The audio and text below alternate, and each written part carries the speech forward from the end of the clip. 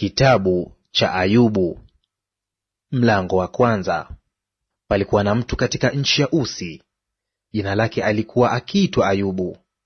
Mtu huyo alikuwa mkamilifu na mwelekevu, ni mmoja aliyemcha Mungu na kuepukana na uovu. Kisha walizaliwa kwake wana 7 na binti 3. Mali yake nayo yalikuwa ni kondoo 7,000 na ngamia 3,000 na jozi za ng'ombe 500 na punda wake 500 na watu wa nyumbani wengi sana. Basi hivi mtu huyo alikuwa ni mkuu sana kuliko watu wote wa upande wa mashariki. Nao wanawe huenda na kufanya karamu katika nyumba ya kila mmoja wao kwa siku yake. Nao wakatuma na kuwaita maumbu yao 3 ili waje kula na kunywa pamoja nao. Basi ilikuwa hapo hizo siku za karamu zao zilipokuwa zimetimia, Ayubu hutuma kwao akawatakasa. Kisha akaamka asubuhi na mapema na kusongeza sadaka za kuteketezwa kama hesabu yao wote ilivyokuwa. Kwani Ayubu alisema, yumkini kwamba hawa wanangu wamefanya dhambi na kumkufuru Mungu mioyoni mwao. Ndivyo alivyofanya Ayubu siku zote. Ilikuwa siku moja ambayo hao wana wa Mungu walikwenda kujihudhurisha mbele za Bwana, Shetani naye akaenda kati yao. Bwana akamuuliza Shetani, umetoka wapi wewe? Ndipo Shetani akamjibu Bwana na kusema, natoka katika kuzunguka zunguka duniani na katika kutembea huku na huku humo. Kisha Bwana akamuuliza Shetani, je, umemwangalia huyo mtumishi wangu Ayubu? Kwa kuwa hapana mmoja aliye kama yeye duniani, mtu mkamilifu na mwelekevu, mwenye kumcha Mungu na kuepukana na uovu. Ndipo Shetani akamjibu Bwana na kusema, je, huyo Ayubu yuamcha Bwana bure? Wewe hukumzingira kwa ukingo pande zote, pamoja na nyumba yake na vitu vyote alivyo navyo? Kazi za mikono yake umezibarikia, nayo mali yake imeongezeka katika nchi. Lakini nyosha mkono wako sasa, uyaguse hayo yote aliyo nayo, naye atakukufuru mbele za uso wako. Bwana akamwambia Shetani, tazama, yote aliyo nayo yamo katika uwezo wako, lakini usinyoshe mkono wako juu yake yeye mwenyewe. Basi Shetani akatoka mbele za uso wa Bwana. Ilitukia siku moja, hao wanawe na binti zake walipokuwa wakila na kunywa divai katika nyumba ya ndugu yao mkubwa, mjumbe akamfikilia Ayubu na kumwambia, hao ng'ombe walikuwa wakilima na punda walikuwa wakilisha karibu nao. Mara Waseba wakawashambulia, wakawachukua wakaenda nao. Naam, wamewaua hao watumishi kwa makali ya upanga. Mimi peke yangu nimepona, mimi tu kukuletea habari. Huyo alipokuwa akali akinena, akatokea na mwingine na kusema, moto wa Mungu umeanguka kutoka mbinguni na kuwateketeza kondoo na wale watumishi na kuwaangamiza. Mimi peke yangu nimepona, mimi tu kukuletea habari. Huyo alipokuwa akali akinena, akatokea na mwingine na kusema, Wakaldayo walifanya vikosi 3, wakawaangukia ngamia, wakaenda nao. Naam, wamewaua wale watumishi kwa makali ya upanga. Mimi peke yangu nimepona, mimi tu kukuletea habari. Huyo alipokuwa akali akinena, akatokea na mwingine na kusema, wanao na binti zako walikuwa wakila na kunywa divai katika nyumba ya ndugu yao mkubwa. Mara tazama, upepo wenye nguvu ukatoka pande za jangwani, ukaipiga hiyo nyumba pembe zake 4, nayo ikawaangukia hao vijana, nao wamekufa. Na mimi peke yangu nimepona, mimi tu kukuletea habari. Ndipo Ayubu akainuka, akalirarua joho lake, kisha akanyoa kichwa chake na kuanguka chini na kusujudia. Akasema, mimi nilitoka tumboni mwa mama yangu nili uchi, nami nitarudi tena huko uchi vile vile. Bwana alitoa na Bwana ametwaa, jina la Bwana na libarikiwe. Katika mambo hayo yote Ayubu hakufanya dhambi, wala hakumwazia Mungu kwa upumbavu. Mlango wa pili. Tena kulikuwa na siku, hao wana wa Mungu walipokwenda kujihudhurisha mbele za Bwana, Shetani naye akaenda kati yao ili kujihudhurisha mbele za Bwana. Bwana akamuuliza Shetani, umetoka wapi? Shetani akamjibu Bwana na kusema, natoka katika kuzunguka zunguka duniani na katika kutembea huku na huku humo. Bwana akamuuliza Shetani, Je, umemwangalia huyo mtumishi wangu Ayubu? Kwa kuwa hapana mmoja aliye kama yeye duniani, mtu mkamilifu na mwelekevu, mwenye kumcha Mungu na kuepukana na uovu. Naye hata sasa anashikamana na utimilifu wake, ujapokuwa ulinichochea juu yake, ili nimwangamize pasipokuwa na sababu. Shetani akamjibu Bwana na kusema, ngozi kwa ngozi; naam, yote aliyonayo mtu atayatoa kwa ajili ya uhai wake. Lakini sasa nyosha mkono wako na uuguse mfupa wake na nyama yake, naye atakukufuru mbele za uso wako. Bwana akamwambia Shetani, tazama, yeye yumo mkononi mwako, lakini tunza tu uhai wake. Basi Shetani akatoka mbele za uso wa Bwana, akampiga Ayubu na majipu mabaya, tangu wayo wa mguu hata utosi wa kichwa. Naye akashika kigae cha kujikunia, akaketi majivuni. Ndipo mkewe akamwambia, Je, wewe hata sasa washikamana na utimilifu wako? Umkufuru Mungu ukafe. Lakini yeye akamwambia, wewe wanena kama mmoja wa hawa wanawake wapumbavu anenavyo. Je, tupate mema mkononi mwa Mungu, nasi tusipate na mabaya? Katika mambo hayo yote Ayubu hakufanya dhambi kwa midomo yake.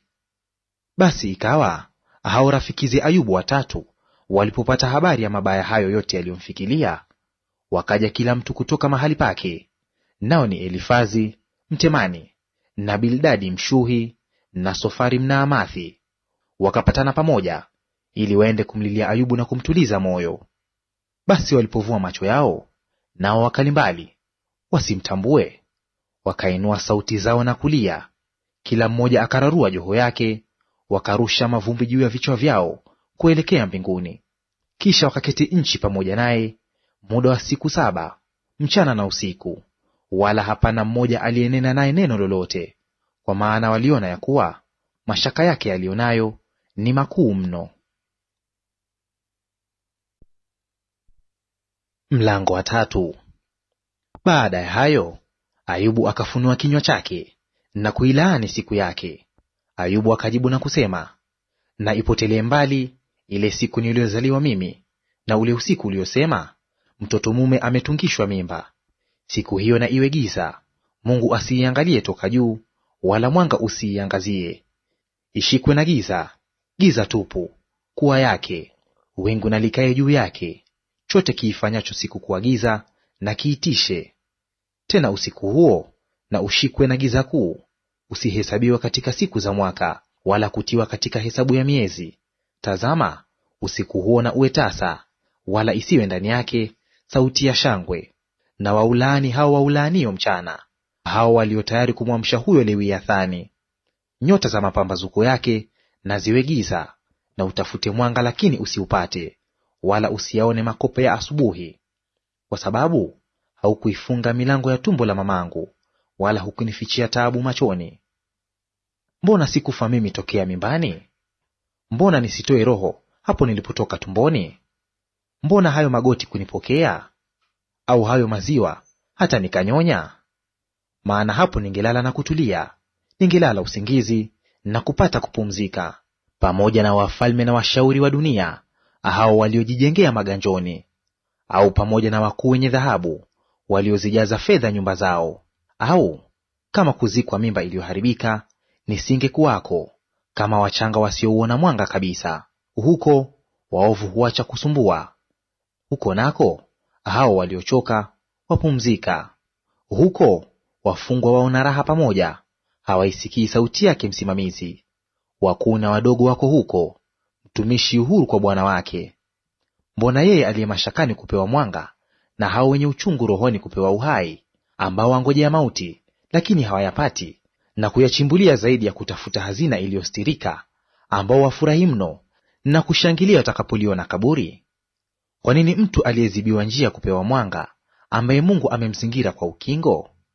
Kwani kuugua kwangu kwaja kana kwamba ni chakula, na kunguruma kwangu kumemiminika kama maji. Maana jambo hilo nichalo hunipata, nalo linitialo hofu hunijilia. Mimi sioni raha, wala situlii, wala kupumzika, lakini huja taabu. Mlango wa 4. Ndipo huyo Elifazi Mtemani akajibu na kusema, mtu akijaribu kuzungumza nawe, je, utaona vibaya? Lakini ni nani awezaye kujizuia asinene? Tazama, wewe umewafunza watu wengi, nawe umetia nguvu mikono iliyokuwa minyonge. Maneno yako yamemtegemeza huyo aliyekuwa anaanguka, nawe umeyaimarisha magoti manyonge.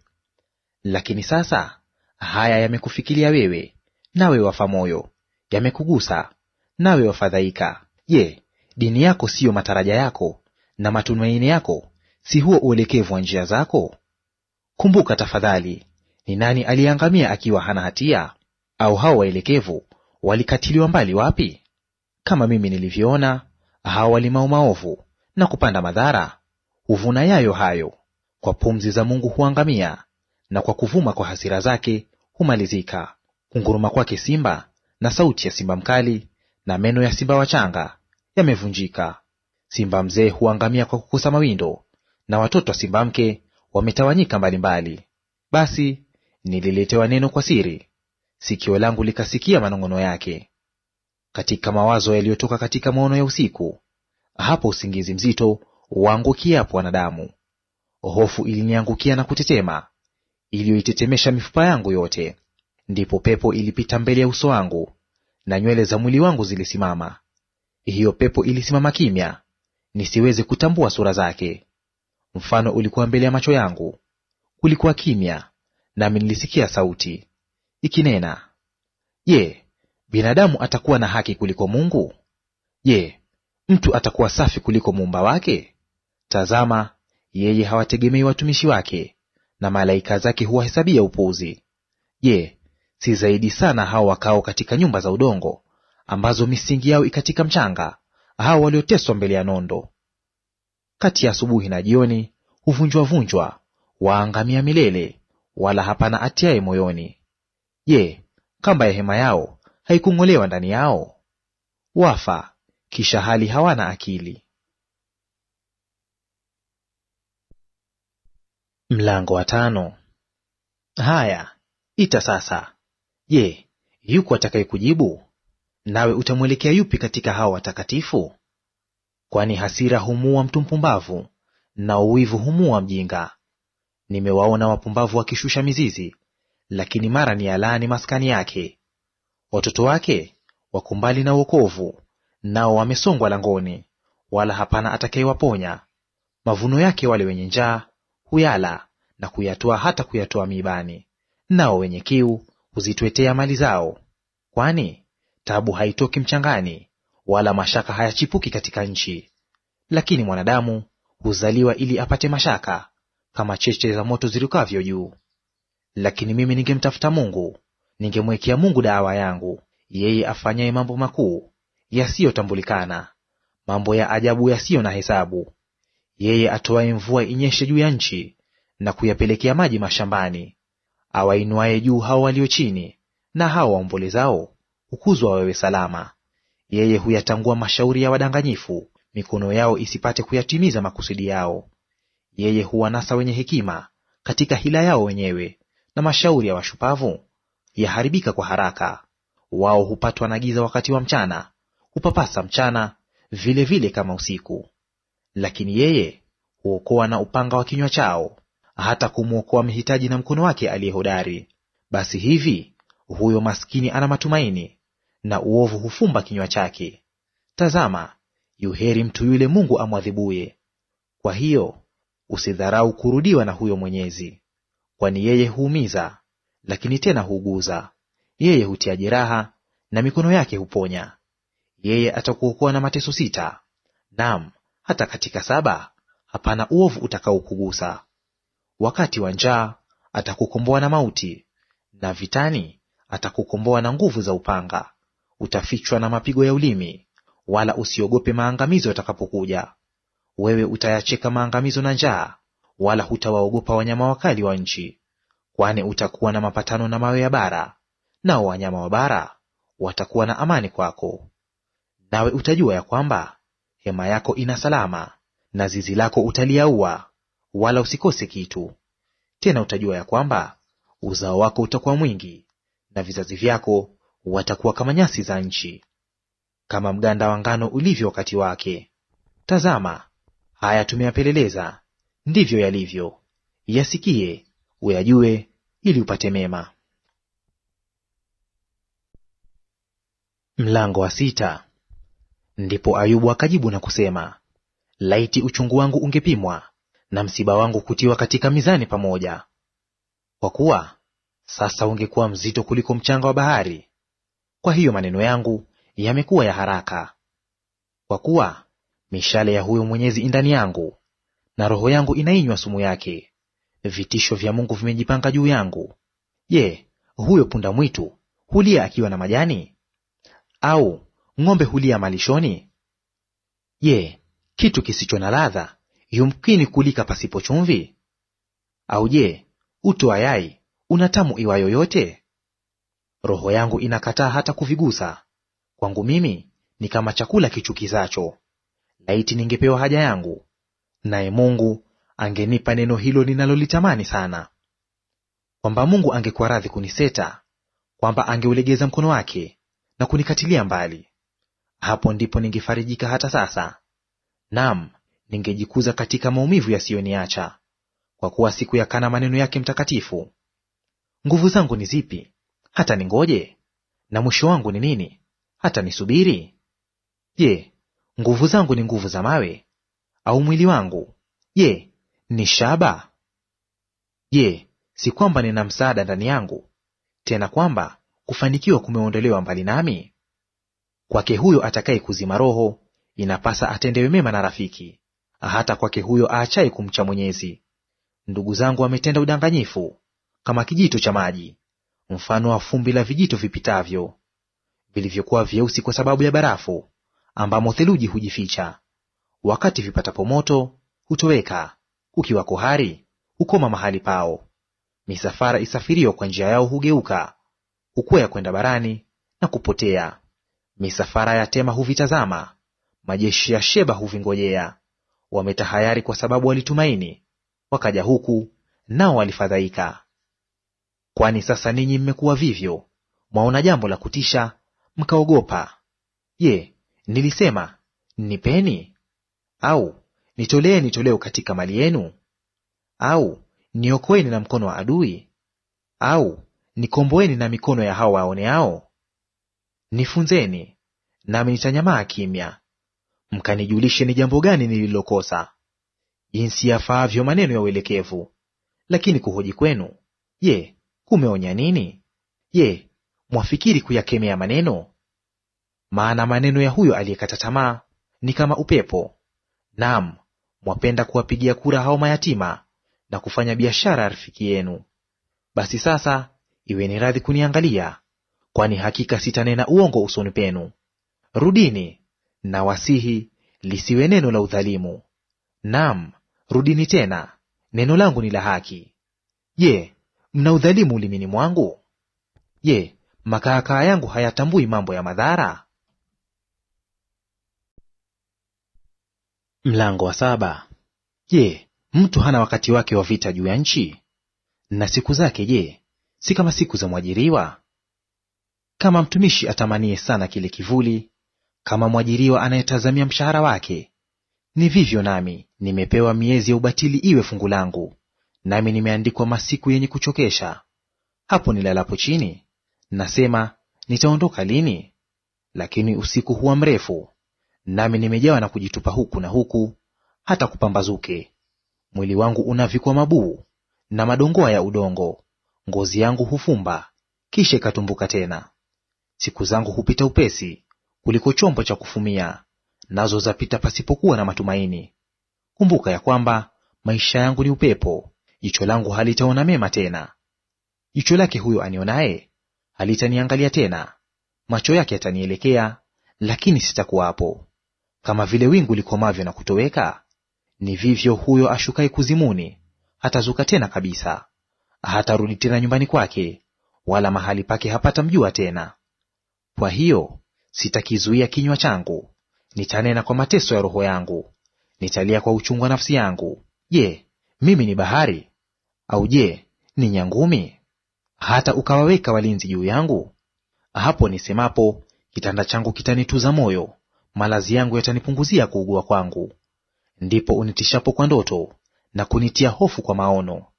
Nafsi yangu huchagua kunyongwa na kuchagua kifo kuliko maumivu yangu haya. Ninadhoofika, sitaishi siku zote.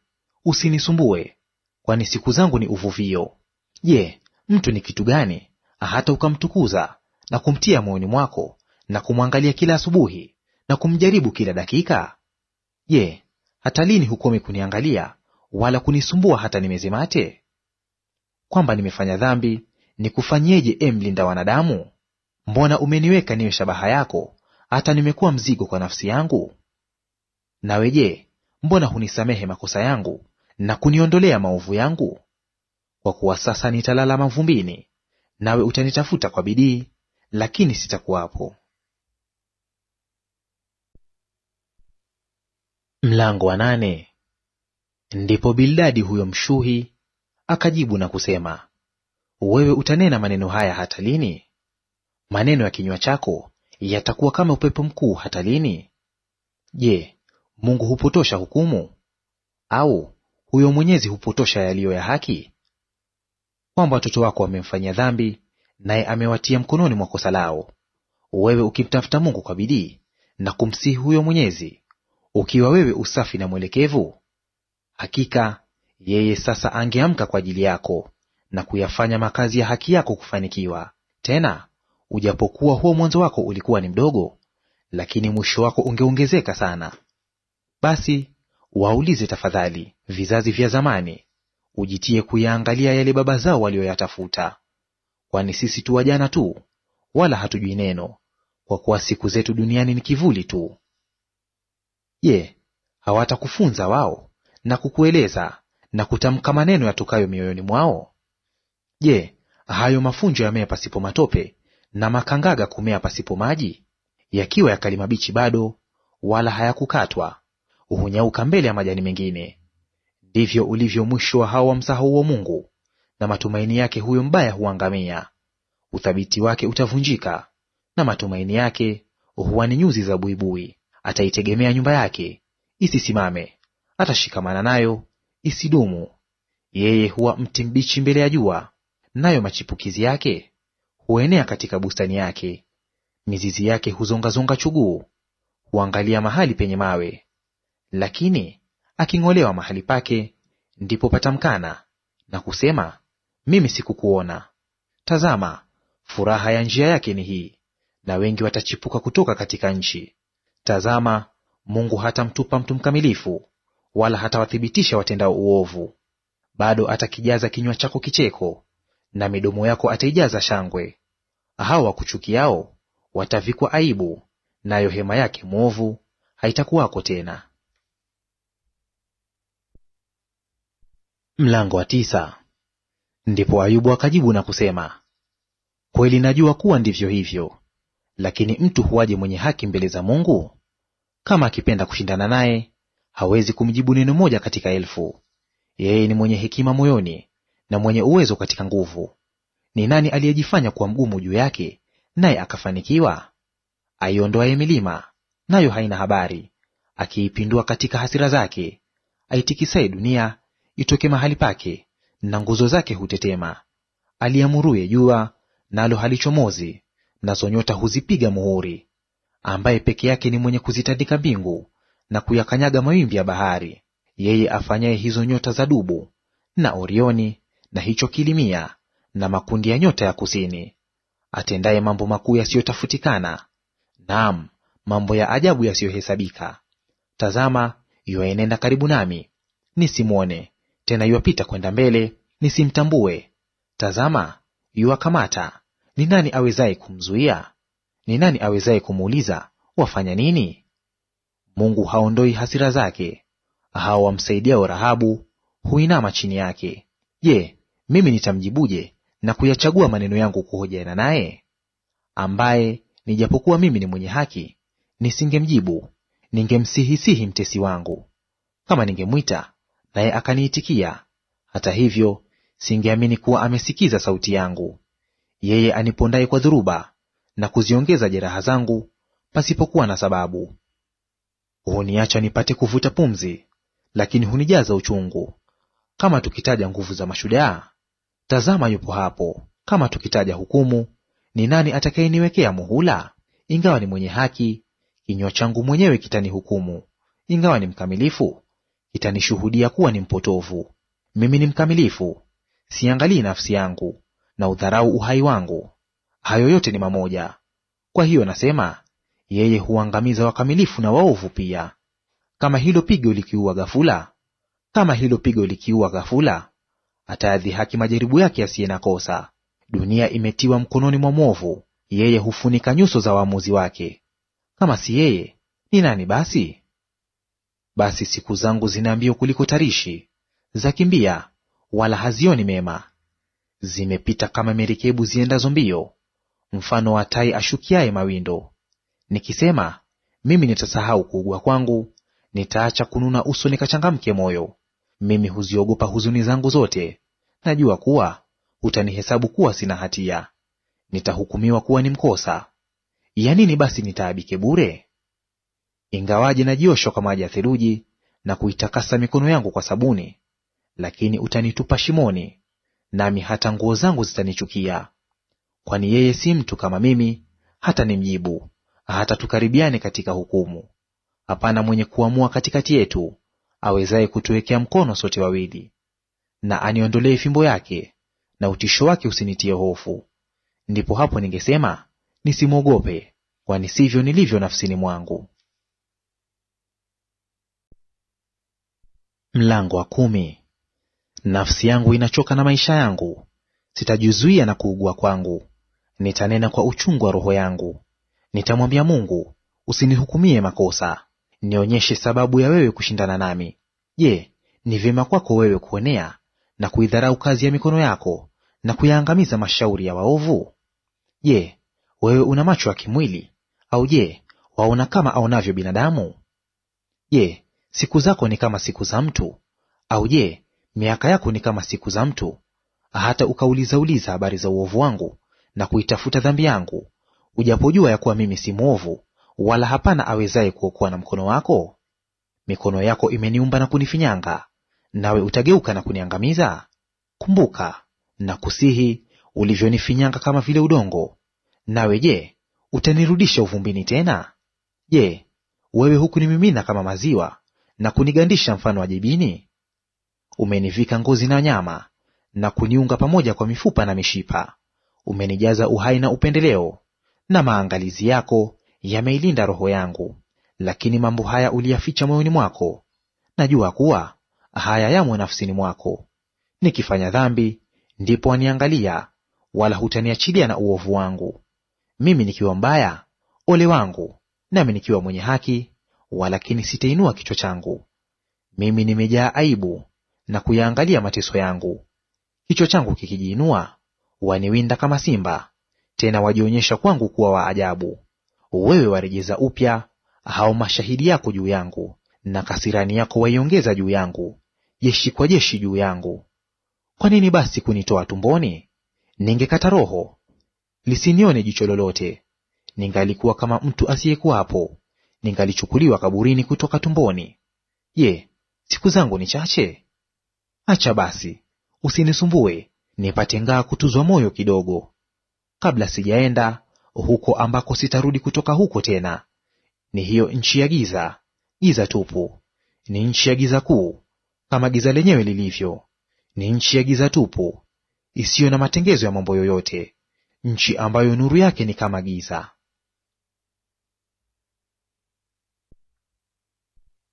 Mlango wa 11. Ndipo Sofari Mnaamathi akajibu na kusema, Je, huu wingi wa maneno usijibiwe? Na mtu aliyejaa maneno, je, ahesabiwe kuwa na haki? Je, majivuno yako yawanyamazishe watu wawe kimya? Nawe hapo ufanyapo dhihaka, je, hapana mtu atakayekutahayarisha? Kwa kuwa wewe wasema, mafunzo yangu ni safi, nami ni safi machoni pako. Lakini laiti Mungu angenena na kuifunua midomo yake juu yako, tena akuonyeshe hizo siri za hekima, ya kuwa hukufanikiwa katika kuyatimiza makusudi yake. Ujue basi ya kuwa Mungu akuachilia katika uovu wako. Je, wewe waweza kuuvumbua ukuu wa Mungu? Waweza kuufikilia upeo wa huyo Mwenyezi? Ni juu mno kama mbingu, waweza kufanya nini wewe? Ni wenye kina kuliko kuzimuni, waweza kujua nini wewe? Cheo chake ni kirefu kuliko dunia, ni kipana zaidi ya bahari. Yeye akipita na kufunga watu na kuwaita hukumuni, ni nani basi awezaye kumzuia?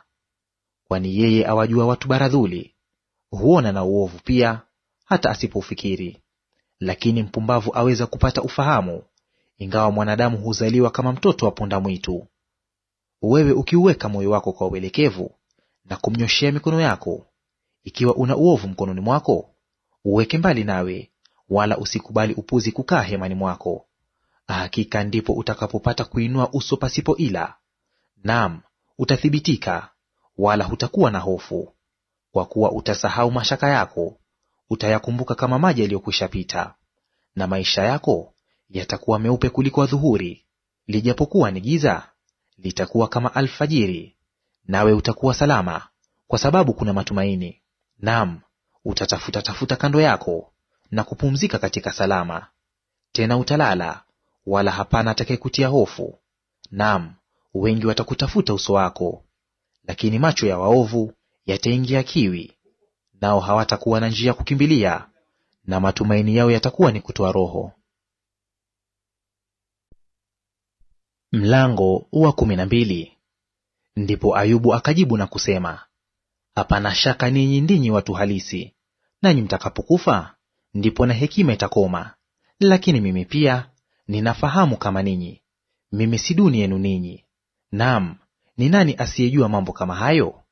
Mimi ni mtu wa kuchekwa na jirani yake, ni mtu niliyemwita Mungu, naye akanijibu. Huyo mwenye haki aliye mtimilifu amekuwa ni kicheko.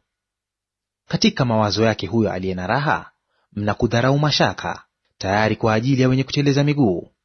Hema za wapokonyi hufanikiwa, na hao wamkasirishao Mungu hukaa salama. Mikononi mwao Mungu huleta vitu vingi. Lakini sasa waulize hao wanyama, nao watakufundisha, na nyuni wa angani, nao watakuambia. Au nena na nchi, nayo itakufundisha, na hao samaki wa baharini watakutangazia. Katika hawa wote ni yupi asiyejua kwamba ni mkono wa Bwana uliofanya haya? Ambaye nafsi ya kila kilicho hai imkononi mwake, na pumzi zao wanadamu wote. Je, sikio silo lilijaribulo maneno, kama vile kaakaa lionjavyo chakula? Wazee ndio walio na hekima, na katika kuishi siku nyingi iko fahamu. Hekima na amri zina yeye Mungu, yeye anayo mashauri na fahamu. Tazama, yuwavunja, wala haiwezekani kujenga tena; humfunga mtu, wala haiwezekani kumfungua. Tazama, yuwayazuia maji, nayo yakatika; tena huyapeleka, nayo yaipindua dunia. Kwake yeye ziko nguvu, na makusudi kufanikiwa. Huyo adanganywaye na mdanganyi pia ni wake.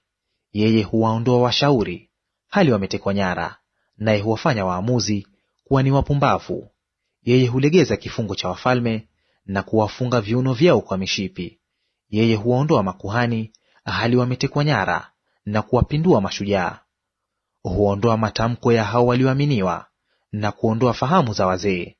Humwaga aibu juu ya hao wakuu, na kulegeza mshipi wa wenye nguvu. Huvumbua mambo ya siri tokea gizani, na hicho kilicho giza tupu huleta mwangani. Huyaongeza mataifa na kuyaangamiza, huyaeneza mataifa mbali na kuyaacha.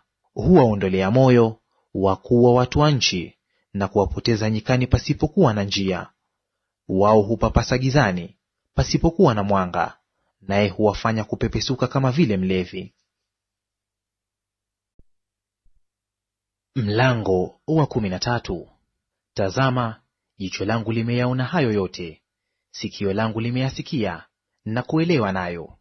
Hayo myajuayo ninyi, na mimi pia nayajua; mimi si duni kuliko ninyi. Hakika ningenena naye huyo Mwenyezi, nami nataka kuhojiana na Mungu. Lakini ninyi hubuni maneno ya uongo, ninyi nyote ni matabibu wasiofaa. Laiti mngenyamaza kabisa, hilo lingekuwa hekima kwenu. Sikieni sasa basi hoja zangu, mkayasikie mashindano ya midomo yangu. Je, mtanena yasiyo ya haki kwa ajili ya Mungu, na kusema kwa udanganyifu kwa ajili yake? Je, mtamwonyesha yeye upendeleo? Mtamtetea Mungu? Je, itafaa yeye kuwatafuta ninyi? Au kama kumdanganya mtu, je, mtamdanganya yeye? Hakika atawakemea ninyi, mkiwapendelea watu kwa siri. Je, huo ukuu wake hautawatia hofu, na utisho wake hautawaangukia? Matamko yenu ya hekima ni mithali ya majivu, ngome zenu ni ngome za udongo. Nyamazeni, niacheni, ili nipate kunena, na hayo yatakayonijilia na yaje. Nitaitoa nyama ya mwili wangu katika meno yangu, na kuutoa uhai wangu mkononi mwangu. Tazama, ataniua, sina tumaini, ila hata hivyo nitaithibitisha njia yangu mbele yake. Hili nalo litakuwa ni wokovu wangu, kwani asiyemcha Mungu hatakaribia mbele yake. Sikieni sana maneno yangu, maelezo yangu na yaingie masikioni mwenu. Angalieni sasa, nimekwisha kulitengeneza neno langu. Najua ya kuwa ni mwenye haki mimi. Yuko nani atakayeshindana nami? Maana sasa nitanyamaa kimya na kutoa roho. Lakini msinifanyie mambo mawili hayo tu, ndipo nami sitajificha usoni pako. Uondoe mkono wako usinilemee, na utisho wako usinitie hofu. Basi uite wakati huo, nami nitaitika; au niache ninene mimi, nawe unijibu. Maovu yangu na dhambi zangu ni ngapi? Nijulishe kosa langu na dhambi yangu. Mbona umeficha uso wako na kunihesabu kuwa ni adui yako?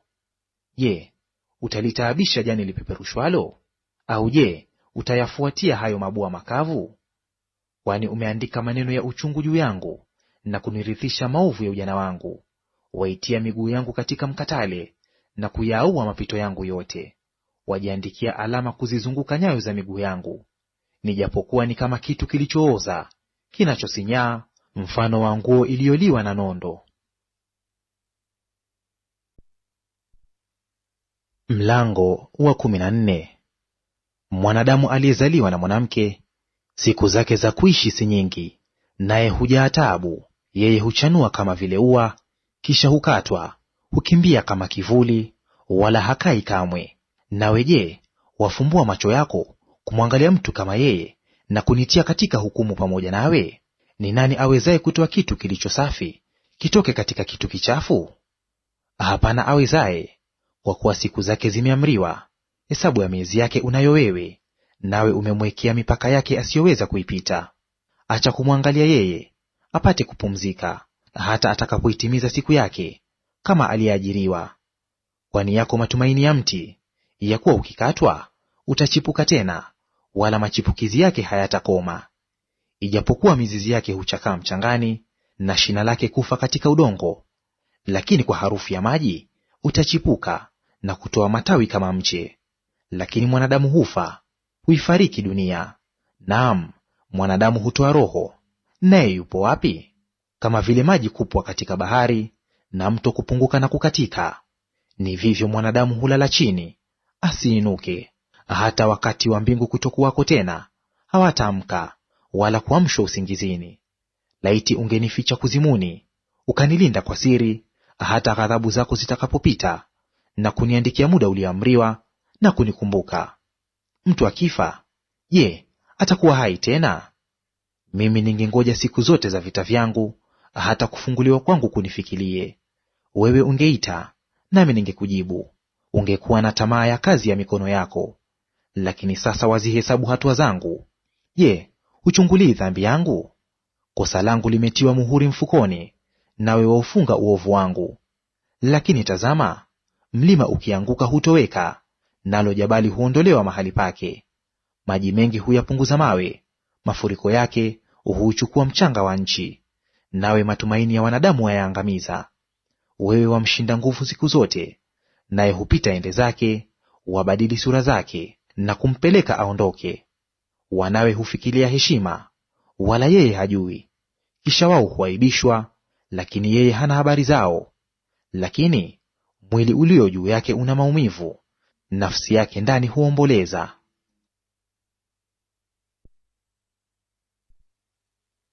Mlango wa 15. Ndipo Elifazi Mtemani akajibu na kusema, Je, Yapasa mtu mwenye hekima kujibu kwa ujuzi wa uvuvio, na kujaza tumbo lake na upepo wa mashariki? Je, ahoji na mazungumzo yasiyo faida, au kwa maneno ambayo hawezi kufanya mema kwayo? Naam, wewe waondoa kicho, nawe wazuia ibada mbele za Mungu. Kwani uovu wako unakufundisha kinywa chako, nawe wachagua ulimi wake mwenye hila. Kinywa chako mwenyewe cha kuhukumia makosa, wala si mimi. Naam, midomo yako mwenyewe hushuhudia juu yako. Je, wewe umtu wa kwanza aliyezaliwa, au ulizaliwa wewe kabla ya milima? Je, umesikia mashauri ya siri ya Mungu? Nawe je, wazuia hekima iwe yako tu? Je, wewe wajua neno lipi ambalo sisi hatulijui? Nawe wafahamu nini ambalo halimo ndani yetu?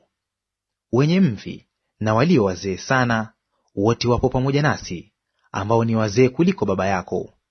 Je, utulizi wa Mungu ni mdogo sana kwako, na hilo neno la upole si kitu kwako? Mbona moyo wako unakutaharakisha, na macho yako je, kwani kung'ariza? Hata ukageuze roho yako iwe kinyume cha Mungu, na kuyatoa maneno kama hayo kinywani mwako. Je, mwanadamu ni kitu gani hata akawa safi? Huyo aliyezaliwa na mwanamke hata awe na haki? Yeye hawategemei watakatifu wake, naam, mbingu nazo si safi machoni pake. Sembuse mtu ambaye ni mwenye kuchukiza na uchafu, mwanadamu anywaye uovu kama anywavyo maji. Mimi nitakuonyesha, unisikilize, na hayo yote niliyoyaona nitayanena, ambayo watu wenye hekima wameyatangaza tokea baba zao, wala hawakuyaficha. Waliopewa hiyo nchi peke yao, wala mgeni hakupita kati yao. Mtu mwovu huwa na uchungu siku zake zote, hata hesabu ya miaka aliyowekewa mwenye kuonea. Sauti za utisho zi masikioni mwake, katika kufanikiwa kwake mtekaji nyara atamjia juu yake. Yeye hasadiki kwamba atarudi kutoka gizani, naye hungojewa na upanga. Hutangatanga ili apate chakula, akisema, kiwapi? Ajua kwamba siku ya giza itayari karibu naye. Mateso na dhiki humtia hofu, humshinda kama vile mfalme aliye tayari kwa vita. Kwa kuwa amenyosha mkono wake juu ya Mungu, na kuendelea kwa kiburi kinyume cha Mwenyezi. Humshambulia na shingo ngumu, kwa mafundo makubwa ya ngao zake. Kwa kuwa amefunika uso wake na kunona kwake, na kuandisha mafuta kiunoni mwake. Naye amekaa katika miji iliyoukiwa, katika nyumba ambazo hapana mtu azikaaye, zilizokuwa tayari kuwa magofu. Hata kuwa tajiri, wala mali zake hazitadumu, wala maongeo yao hayatainama nchi. Hataondoka gizani, ndimi za moto zitayakausha matawi yake, naye ataondoka kwa pumzi za kinywa chake. Asiutumainie ubatili na kujidanganya, kwa kuwa huo ubatili ndio utakaokuwa ujira wake. Jambo hili litatendeka kabla ya wakati wake, na tawi lake halitastawi. Atayapukutisha mapooza yake kama mzabibu, na kuyatupa maua yake kama mzeituni. Kwa kuwa jamii ya hao wasiomcha Mungu watakuwa tasa, na moto utateketeza mahema yenye rushwa. Wao hutunga mimba ya madhara na kuzaa uovu, nalo tumbo lao hutengeza udanganyifu.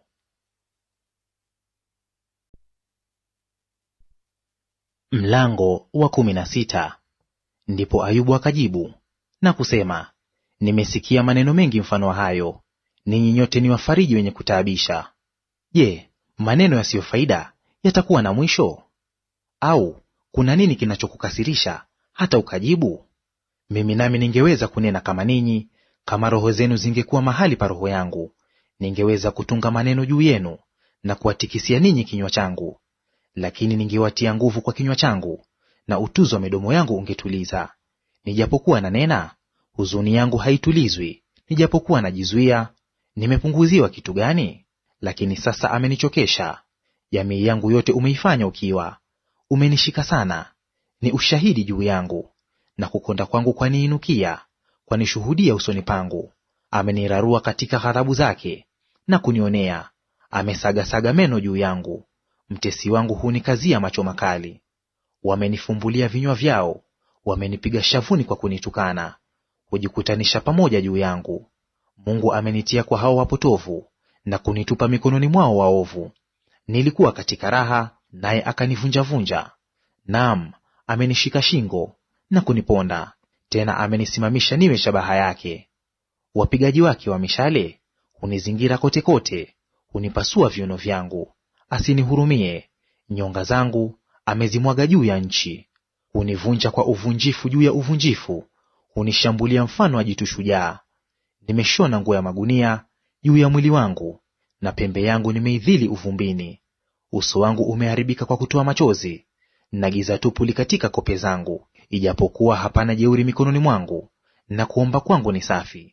Nchi, usiifunike damu yangu, na kilio changu kisipate mahali pa kupumzika. Hata sasa, tazama, shahidi wangu yuko mbinguni, na huyo atakayenidhamini yuko juu.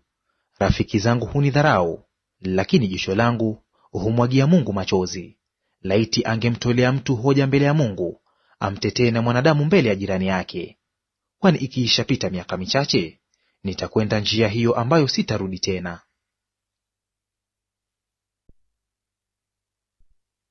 Mlango wa 17. Roho yangu imezimika, siku zangu zimekoma, kaburi itayari kunipokea. Ni kweli wako kwangu wenye kufanya dhihaka, jicho langu hukaa katika kunifanyia uchungu kwao.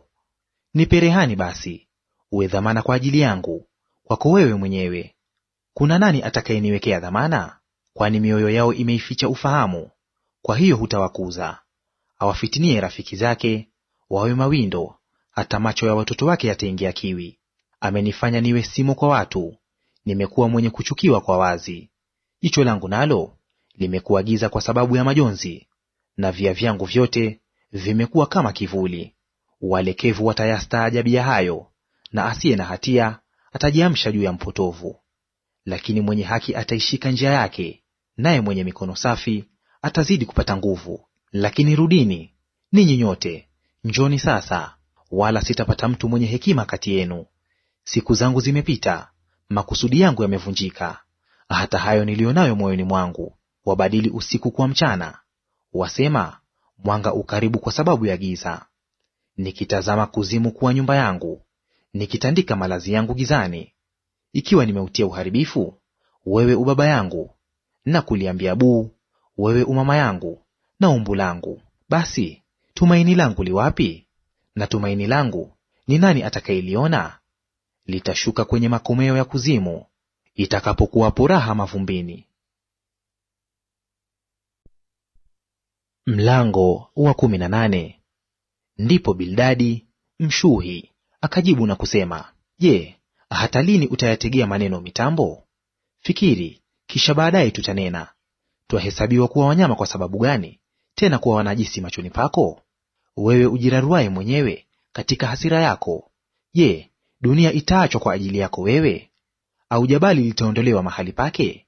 Naam, mwanga wa waovu utazimika, wala mwali wa moto wake hautang'aa. Mwanga hemani mwake utakuwa giza, nayo taa iliyo juu yake itazimishwa. Hatua zake za nguvu zitasongwa, na shauri lake mwenyewe litamwangusha chini. Kwani ametupwa katika wavu na miguu yake mwenyewe, naye huenda juu ya matanzi.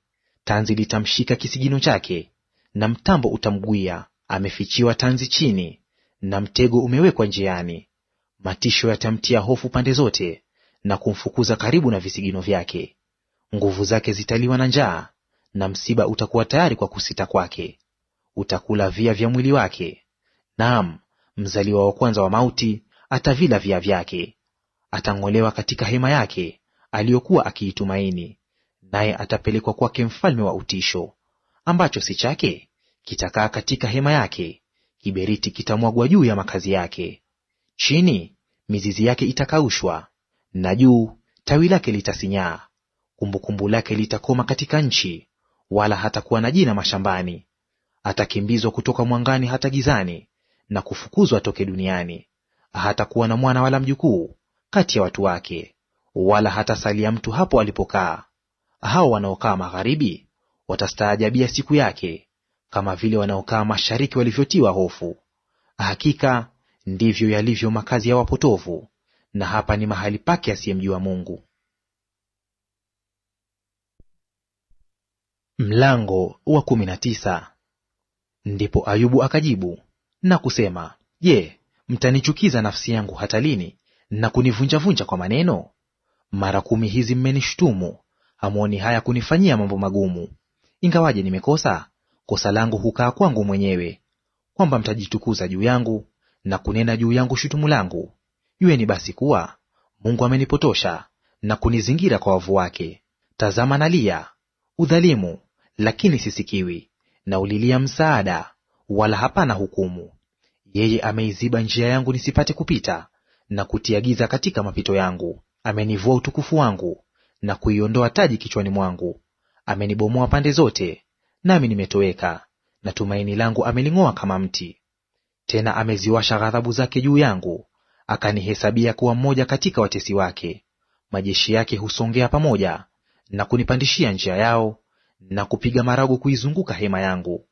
Amewaweka ndugu zangu mbali nami, na wanijuao wametengwa nami kabisa. Watu wa mbari yangu wamekoma, na rafiki zangu niwapendao wamenisahau. Wakao nyumbani mwangu na vijakazi vyangu wanihesabu kuwa mgeni. Mimi ni mgeni machoni pao. Namwita mtumishi wangu, wala haniitikii, ingawa namsihi kwa kinywa changu.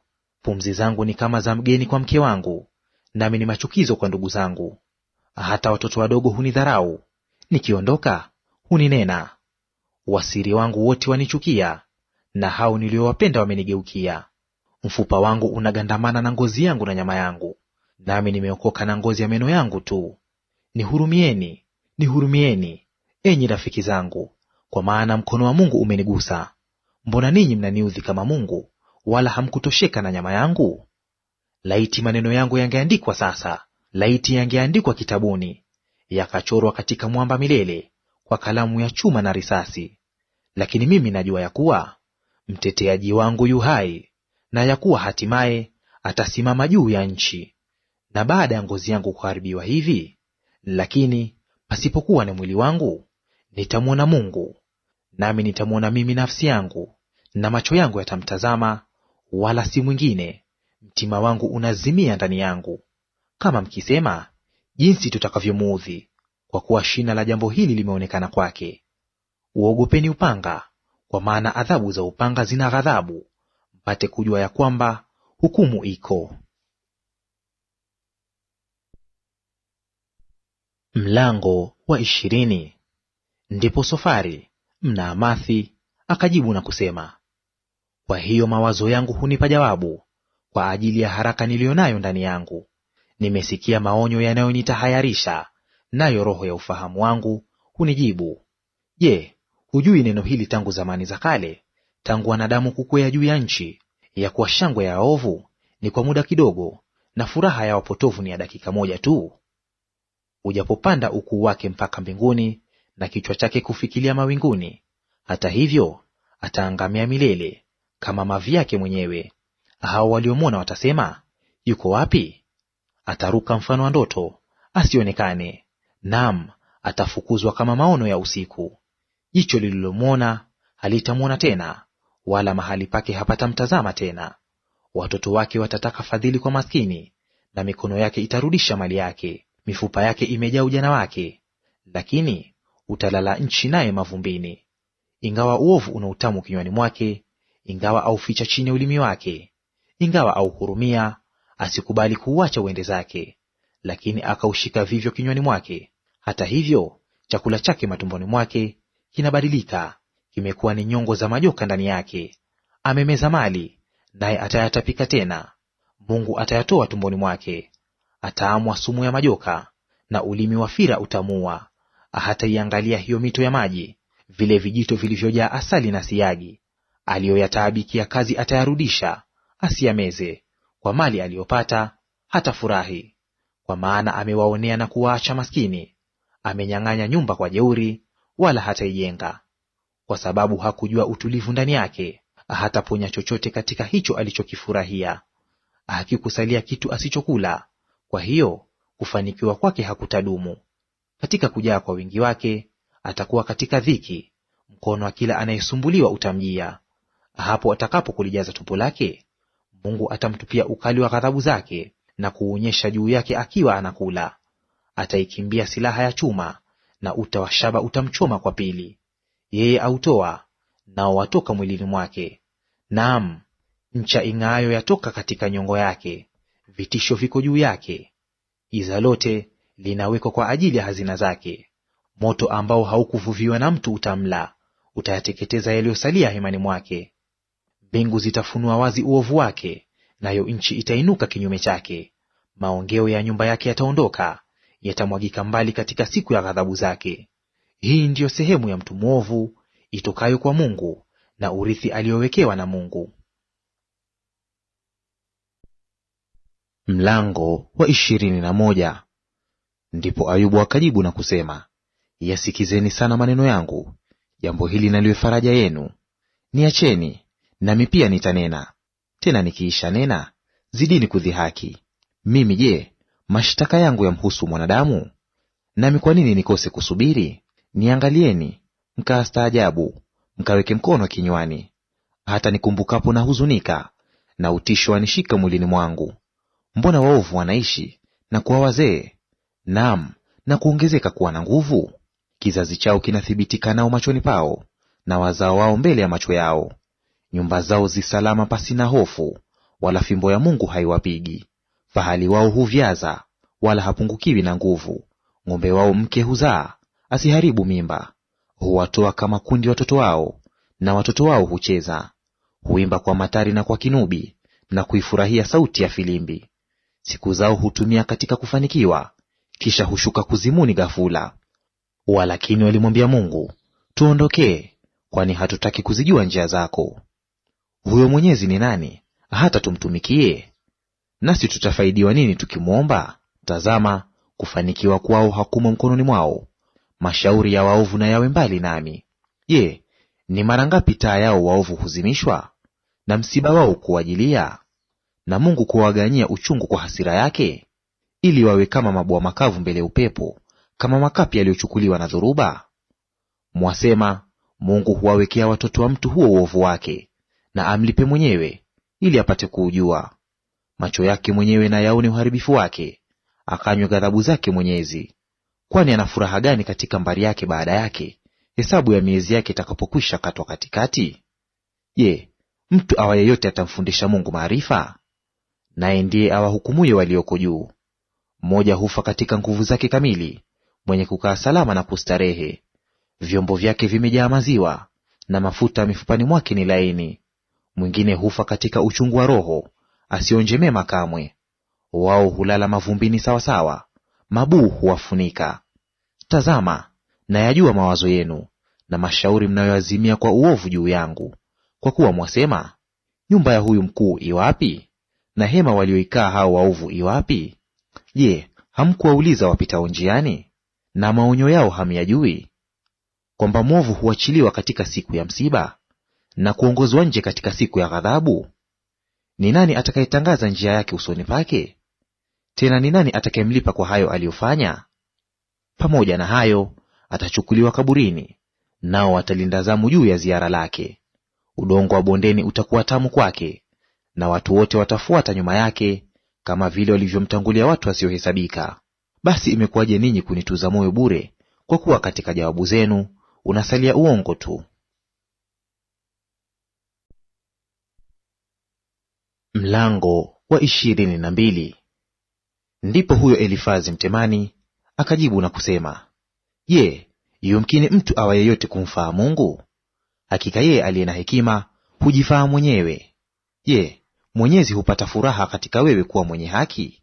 Au je, ni faida kwake kwamba wafanya njia zako kuwa timilifu? Je, ni kwa wewe kumcha yeye anakukemea na kuingia hukumuni nawe? Je, uovu wako si mkuu? Wala maovu yako hayana mwisho, kwa kuwa umetoa dhamana kwa nduguyo bure, na kuwavua nguo zao waliouchi. Hukumpa maji ya kunywa huyo aliyechoka, nawe umemnyima chakula huyo mwenye njaa. Lakini huyo shujaa, nchi ilikuwa yake, na huyo mwenye kusifiwa, yeye aliikaa. Umewafukuza wanawake wajane hali ya utupu, na mikono ya mayatima imevunjwa. Kwa hiyo umezungukwa na mitego, na hofu ya ghafula ya kutaabisha. Au je, huo ni giza na maji mengi yanayokufunika? Je, Mungu hayuko mbinguni juu? Tena tazama umbali wa nyota jinsi zilivyo juu. Nawe wasema, Mungu anajua nini? Je, aweza kuamua kati ya giza kuu? Mawingu mazito ni kifuniko chake, hata asione, naye yuatembea juu ya kuba ya mbingu. Je, utaiandama njia ya zamani walioikanyaga watu waovu, ambao walinyakuliwa kabla ya wakati wao, msingi wao ulimwagika kama kijito cha maji, waliomwambia Mungu, tuondokee; tena huyo Mwenyezi aweza kutufanyia nini? Naye ndiye aliyezijaza nyumba zao vitu vyema, lakini mashauri ya waovu na yawe mbali nami. Wenye haki huyaona hayo wakafurahi, nao wasio na hatia huwacheka. Wasema, hakika hao waliotuinukia wamekatiliwa mbali, na mabaki yao moto umeyateketeza. Mjue sana Mungu, ili uwe na amani; ndivyo mema yatakavyokujia. Uyapokee tafadhali mafunzo yatokayo kinywani mwake, na maneno yake yaweke moyoni mwako. Ukimrudia Mwenyezi utajengwa, ukiondoa udhalimu mbali na hema yako. Nawe hazina zako ziweke mchangani, na dhahabu ya Ofiri iweke kati ya mawe ya vijito. Naye Mwenyezi atakuwa hazina yako, atakuwa ni fedha ya thamani kwako. Kwani ndipo utakapojifurahisha katika Mwenyezi, na kuinua uso wako kumwelekea Mungu. Utamwomba yeye, naye atakusikia, nawe utazitimiliza nadhiri zako.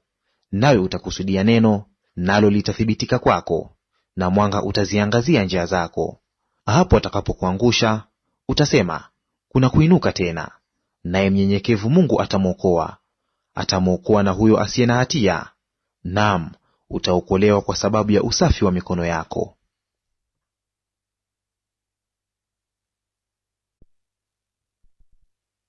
Mlango wa 23.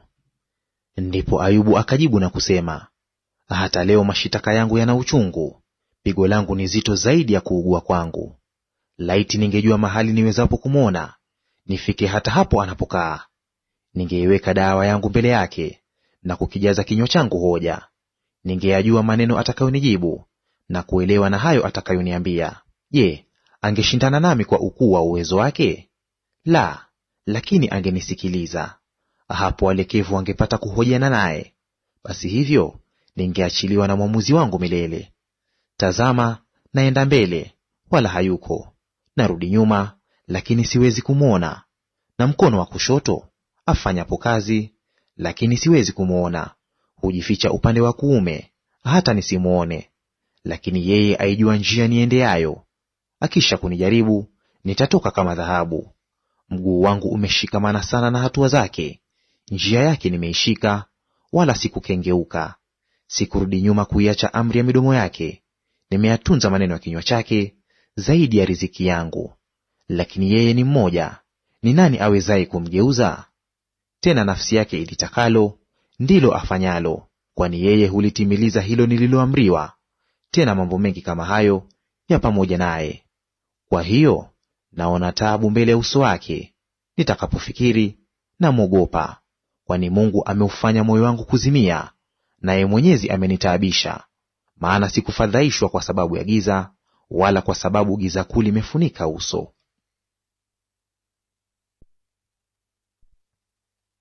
Mlango wa 24. Mbona nyakati zisiwekwe na Mwenyezi? Na hao wamjuao, mbona hawazioni siku zake? Wako waziondoao alama za mipaka, huyachukua makundi kwa jeuri na kuyalisha. Humfukuza punda wake asiye baba, humtoa rehani ng'ombe wake mwanamke mjane. Humgeuza mhitaji aiache njia, maskini wa nchi hujificha pamoja. Tazama, kama punda mwitu jangwani, wao hutoka kwenda kazini mwao, wakitafuta chakula kwa bidii. Jangwa huwapa chakula cha watoto wao. Hukata nafaka zao mashambani, na kuokota zabibu za waovu. Hujilaza usiku kucha uchi pasipo nguo, wala hawana cha kujifunika baridi. Hutota kwa manyunyo ya milimani, na kuambatana na jabali kwa kukosa sitara. Wako wamwondoao matitini kwa nguvu, huyo asiye na baba, na kutoa rehani kwa maskini. Hata wazunguke uchi pasipo mavazi, nao wakiwa na njaa huchukua miganda. Hushindika mafuta ndani ya makuta ya watu hao, wakanyaga mashinikizo, nao wana kiu. Watu huugua toka mji ulio na watu wengi, na roho yake aliyejeruhiwa hupiga ukelele, wala Mungu hauangalii upumbavu. Hawa ni katika hao waliouasi mwanga, hawazijui njia zake, wala hawakai katika mapito yake. Muuaji huamka asubuhi kukipambauka, huwaua maskini na wahitaji; tena wakati wa usiku yu kama mwivi. Tena jicho lake mzinifu hungojea wakati wa gizagiza, akisema, hapana jicho litakaloniona. Naye huuficha uso wake. Wao hutoboa nyumba gizani, hujifungia ndani wakati wa mchana, hawaujui mwanga. Kwani asubuhi kwao wote ni kama giza tupu, kwani wao wavijua vitisho vya hiyo giza tupu. Mwasema, yeye ni mwepesi juu ya uso wa gharika. Sehemu yao inalaaniwa duniani. Hageuki kwenda njia za mizabibuni. Chaka na hari hukausha maji ya theluji. Kuzimu nako hao ambao wamefanya dhambi. Tumbo lililomzaa litamsahau, buu litamla na kuona tamu. Hatakumbukwa tena, na udhalimu utavunjwa kama mti. Naam, yeye huwala waliotasa wasiozaa, wala hamtendei mema mwanamke mjane. Lakini Mungu huwadumisha wenye uwezo kwa nguvu zake. Huinuka wasiokuwa na tumaini la kuishi. Huwapa kuwa na salama, nao wapumzika kwayo. Na macho yake ya juu ya njia zao. Wao wametukuzwa, lakini kitambo kidogo hutokewa. Naam, hushushwa na kuondolewa njiani kama wengine wote, nao hukatwa kama vile masuke ya ngano. Na kama sivyo sasa, ni nani atakayenihukumu kuwa ni mwongo, na kuyafanya maneno yangu kuwa si kitu? Mlango wa 25. Ndipo Bildadi Mshuhi akajibu na kusema, enzi za hofu zi pamoja naye, hufanya amani katika mahali pake palipoinuka. Je, majeshi yake yahesabika? Ni nani asiyetokewa na mwanga wake? Basi mtu awezaje kuwa na haki mbele ya Mungu? Au awezaje kuwa safi aliyezaliwa na mwanamke? Tazama, hata mwezi hauangazi, wala nyota si safi machoni pake. Siuze mtu aliye mdudu, na mwanadamu ambaye ni buu. Mlango wa 26. Ndipo Ayubu akajibu na kusema, jinsi ulivyomsaidia huyo asiye na uwezo, jinsi ulivyouokoa mkono usio na nguvu, jinsi ulivyomshauri huyo asiye na hekima, na kutangaza ujuzi wa kweli kwa wingi. Je, umetamka maneno kwa nani? Kisha ni roho ya nani iliyotoka kwako? Hao waliokufa watetema chini ya maji, na hao wayakaao. Kaburi liwazi mbele yake, uharibifu nao hauna kifuniko. Yeye hutandaza kaskazi juu ya nafasi isiyo na kitu, na kuutundika ulimwengu pasipo kitu. Huyafunga maji ndani ya mawingu yake mazito, na hilo wingu halipasuki chini yake. Husitiri uso wa kiti chake cha enzi, na kulitandaza wingu lake juu yake. Amepiga duara kwani mpaka juu ya uso wa maji, hata hapo mwanga na giza vinapopakana. Nguzo za mbingu zatetemeka na kustaajabu kwa kukemea kwake. Huichafua bahari kwa uwezo wake, na kumtema Rehabu kwa akili zake. Hizo mbingu hupambwa kwa roho yake, mkono wake umemchoma nyoka aendaye mbio. Tazama, hivi ni viunga tu vya njia zake, na jinsi yalivyo madogo manong'ono tu yasikiayo katika habari zake. Lakini ngurumo za uweza wake ni nani awezaye kuelewa nazo? Mlango wa 27. Kisha Ayubu akaendelea na mithali yake na kusema, kama aishivyo Mungu aliyeniondolea haki yangu, huyo Mwenyezi aliyeitesa nafsi yangu, kwa kuwa uhai wangu ukali mzima ndani yangu, na roho ya Mungu ikatika pua yangu. Hakika midomo yangu haitanena yasiyo haki, wala ulimi wangu hautatamka udanganyifu. Hasha, nisiwahesabie ninyi kuwa na haki. Hata nitakapokufa sitajiondolea uelekevu wangu. Haki yangu naishika sana, wala sitaiacha. Moyo wangu hautanisuta wakati nikiwapo hai. Adui yangu na awe kama huyo mwovu, na mwenye kuondoka kinyume changu na awe kama asiye haki. Kwani tumaini la mpotovu ni nini, ingawa ajipatia faida, hapo Mungu amwondoleapo roho yake? Je, Mungu atakisikia kilio chake taabu zitakapomfikilia? Je, atajifurahisha katika Mwenyezi na kumlingana Mungu nyakati zote? Nitawafundisha ninyi mambo ya mkono wa Mungu, hayo yaliyo kwa Mwenyezi sitayaficha. Tazama, ninyi nyote mmeyaona wenyewe. Mbona basi mmebatilika kabisa? Hii ndiyo sehemu ya mtu mwovu kwa Mungu, na urithi wa hao waoneao, waupokeao kwa Mwenyezi. Watoto wake wakiongezeka ni kwa upanga, na wazao wake hawatashiba chakula. Hao watakaosalia kwake watazikwa katika kufa, wala wajane wake waliofiwa na waume hawataomboleza. Ajapokusanya fedha kama mavumbi, na kujifanyia mavazi kama udongo kwa wingi, yumkini kuyatengeza? Lakini wenye haki watayavaa, nao wasio na hatia watazigawanya hizo fedha. Yeye hujenga nyumba yake kama mdudu, na kama kibanda afanyacho mlinzi. Yeye hujilaza hali ni tajiri, lakini ndiyo mwisho; hufunua macho yake, naye hayuko. Vitisho vyampata kama maji mengi, dhoruba humwiba usiku. Upepo wa mashariki humchukua, naye huondoka, na kumkumba atoke mahali pake. Kwani Mungu atamtupia asimhurumie, angependa kuukimbia mkono wake. Watu watampigia makofi na kumzomea atoke mahali pake.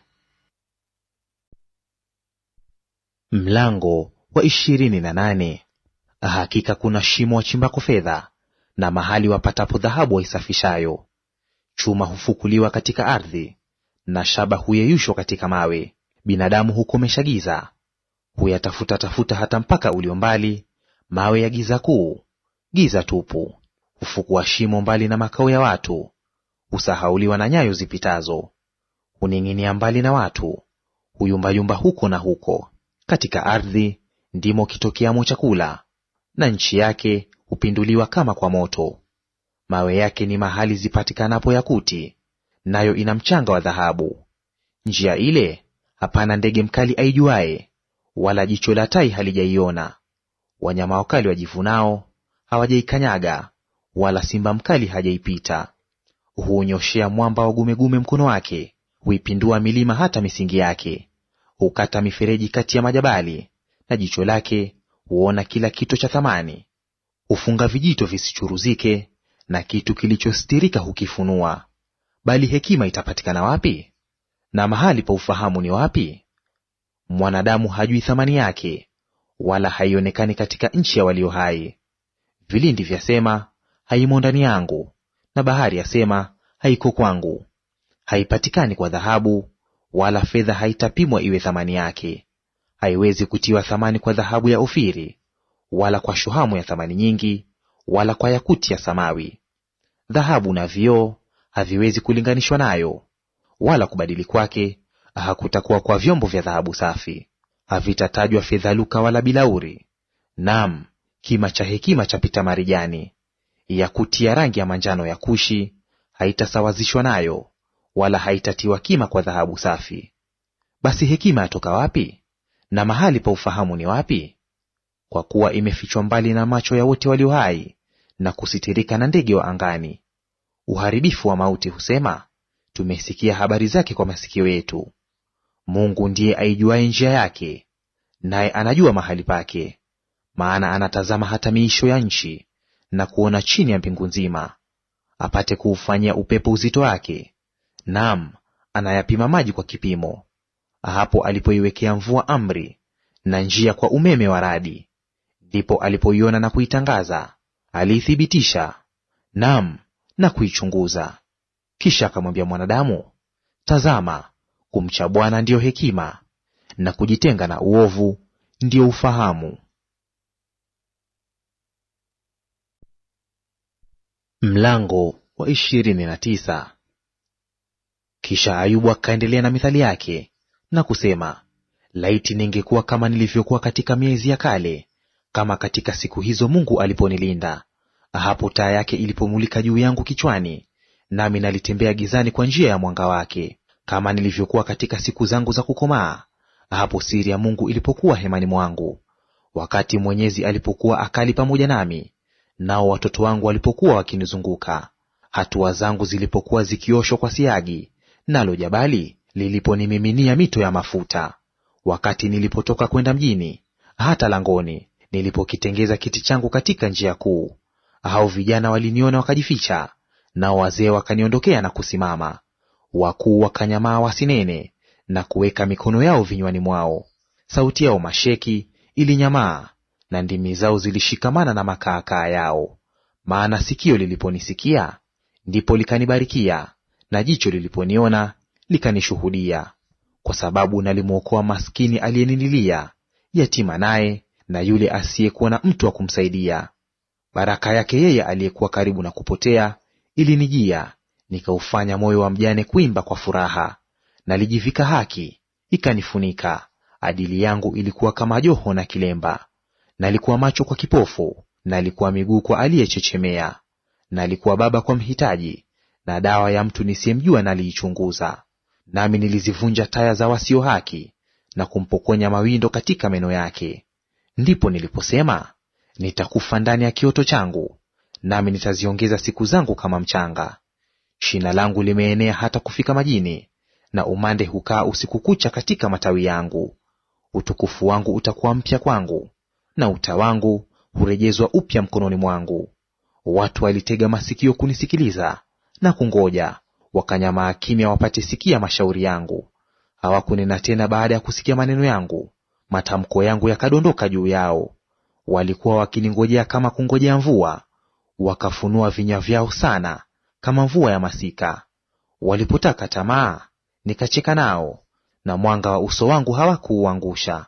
Niliwachagulia njia, nikakaa kama mkuu wao, nikakaa kama mfalme katika jeshi la askari, mfano wa awafarijie hao waombolezao. Mlango wa 30. Lakini sasa hao walio wadogo wangu hunifanyia mzaha, ambao baba zao niliwadharau, hata kuwaweka na mbwa wa kundi langu. Naam, uwezo wa mikono yao utanifaa nini? Watu ambao nguvu zao zimekoma, wamekwenda kwa uhitaji na njaa, huguguna nchi kavu, penye giza la ukiwa na uharibifu. Hung'oa mboga ya chumvi kwenye kichaka, na mizizi ya mretemu ni chakula chao. Hufukuzwa watoke kati ya watu, huwapigia kelele kama kumpigia mwivi. Lazima hukaa katika mianya ya mabonde, katika mashimo ya nchi na ya majabali. Hulia kama punda vichakani, hukusanyika chini ya upopu. Wao ni wana wa wapumbavu, naam, watoto wa wahuni, walifukuzwa kwa mijeledi watoke katika nchi. Na sasa mimi nimekuwa wimbo wao, naam, nimekuwa simo kwao. Wao hunichukia na kujitenga nami, hawaachi kunitemea mate usoni. Kwani ameilegeza kamba yake na kunitesa, wala hawajizuii tena mbele yangu. Kwa mkono wangu wa kuume huinuka kundi, huisukuma miguu yangu kando, na kunipandishia njia zao za uharibifu. Waiharibu njia yangu, wauzidisha msiba wangu. Watu wasio na msaidizi wanijilia kama wapitao katika ufa mpana, katikati ya magofu wanishambulia. Vitisho vimenigeukia, huifukuza heshima yangu kama upepo, na kufanikiwa kwangu kumepita kama wingu. Nafsi yangu inamwagika ndani yangu, siku za mateso zimenishika. Wakati wa usiku mifupa yangu huchomeka ndani yangu, na maumivu yanayonitafuna hayapumziki. Kwa ugonjwa wangu kuwa na nguvu nyingi, mavazi yangu yameharibika, hunikaza kama shingo ya kanzu yangu. Yeye amenibwaga topeni, nami nimekuwa kama mavumbi na majivu. Na kulilia wewe, wala huniitikii. Nasimama, nawe wanitazama tu. Wewe umegeuka kuwa mkali kwangu, nawe waniudhi kwa uweza wa mkono wako. Waniinua juu hata upeponi, na kunipandisha juu yake, nawe waniyeyusha katika dhoruba.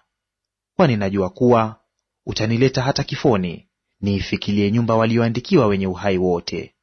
Je, mtu katika kuanguka kwake hanyoshi mkono, na kulilia msaada katika msiba wake?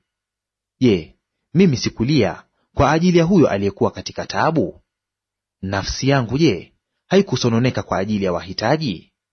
Hapo nilipotazamia mema, ndipo yakaja mabaya, nami nilipongojea mwanga, likaja giza. Matumbo yangu yatokota, wala hayaachi; siku za taabu zimenijilia. Naenda nikiomboleza pasipojua, nasimama katika mkutano na kuulilia msaada. Mimi ni ndugu yao mbwa mwitu, ni mwenzao mbuni. Ngozi yangu ni nyeusi, nayo yanitoka, na mifupa yangu imeteketea kwa hari. Kwa hiyo kinanda changu kimegeuzwa kuwa maombolezo, na filimbi yangu kuwa sauti yao waliao. Mlango wa 31. Nilifanya agano na macho yangu, basi nawezaje kumwangalia msichana? Kwani sehemu ya Mungu itokayo juu ingekuwa nini, na urithi wa Mwenyezi utokao juu? Je, siyo msiba kwa wasio haki, na hasara kwao watendao uovu? Je, yeye hazioni njia zangu na kuzihesabu hatua zangu zote? Kwamba nimetembea katika ubatili, na mguu wangu umekimbilia udanganyifu, na nipimwe katika mizani iliyo sawasawa, na Mungu aujue uelekevu wangu. Kwamba hatua yangu imekengeuka na kuiacha njia, na moyo wangu kuyaandama macho yangu, tena kwamba kipaku chochote kimeshikamana na mikono yangu, basi na nipande, mwingine ale; naam, mazao ya shamba langu na yang'olewe. Kama moyo wangu ulishawishwa kwa mwanamke, nami nimeotea mlangoni pa jirani yangu, ndipo hapo mke wangu na asage kwa mwingine, na wengine na wainame juu yake. Kwani hilo lingekuwa kosa kuu, naam, lingekuwa ni uovu wa kuadhibiwa na waamuzi. Kwa kuwa ni moto uteketezao hata uharibifu, nao ungeyang'oa maongeo yangu yote. Kama nimeidharau dawa ya mtumishi wangu, au ya kijakazi changu, waliposhindana nami, basi Mungu atakapoinuka nitafanya nini? Naye atakapozuru nitamjibuje? Je, huyo aliyenifanya mimi ndani ya tumbo, siye aliyemfanya na yeye? Si yeye mmoja aliyetufinyanga tumboni? Ikiwa nimewanyima maskini haja zao, au kama nimeyatia kiwi macho ya mwanamke mjane, au kama nimekula tonge langu peke yangu, mayatima wasipate kulila? La, tangu ujana wangu alikuwa pamoja nami kama kwa baba, nami nimekuwa ni kiongozi cha mjane tangu tumbo la mamangu. Ikiwa nimemwona mtu kuangamia kwa kukosa nguo, au wahitaji kukosa mavazi, ikiwa viuno vyake havikunibarikia, au kama hakupata moto kwa maonyo ya kondoo zangu, ikiwa nimewainulia mayatima mkono nilipoona msaada wangu langoni, basi bega langu nalianguke kutoka mahali pake, na mkono wangu uvunjike mfupani mwake. Kwani msiba utokao kwa Mungu ulikuwa na kitisho kwangu, na kwa sababu ya ukuu wake sikuweza kufanya neno. Ikiwa nimeifanya dhahabu kuwa tumaini langu, na kuiambia dhahabu safi, wewe utegemeo langu, kama nilifurahi kwa kuwa mali yangu yalikuwa mengi, na kwa sababu mkono wangu umepata vitu vingi, kama nililitazama jua lilipoangaza, au mwezi ukiendelea katika kung'aa, na moyo wangu umeshawishwa kwa siri, na midomo yangu imeubusu mkono wangu, hilo nalo lingekuwa uovu wa kuadhibiwa na waamuzi, kwani ningemwambia uongo Mungu aliye juu. Kama nilifurahi kwa kuangamia kwake huyo aliyenichukia, au kujitukuza alipopatikana na maovu, naam, sikukiacha kinywa changu kufanya dhambi, kwa kuutaka uhai wake kwa kuwapiza. Kama watu wa hemani mwangu hawakunena, ni nani awezaye kumpata mtu asiyeshibishwa na yeye kwa nyama? Mgeni hakulala njiani, lakini nilimfungulia msafiri milango yangu.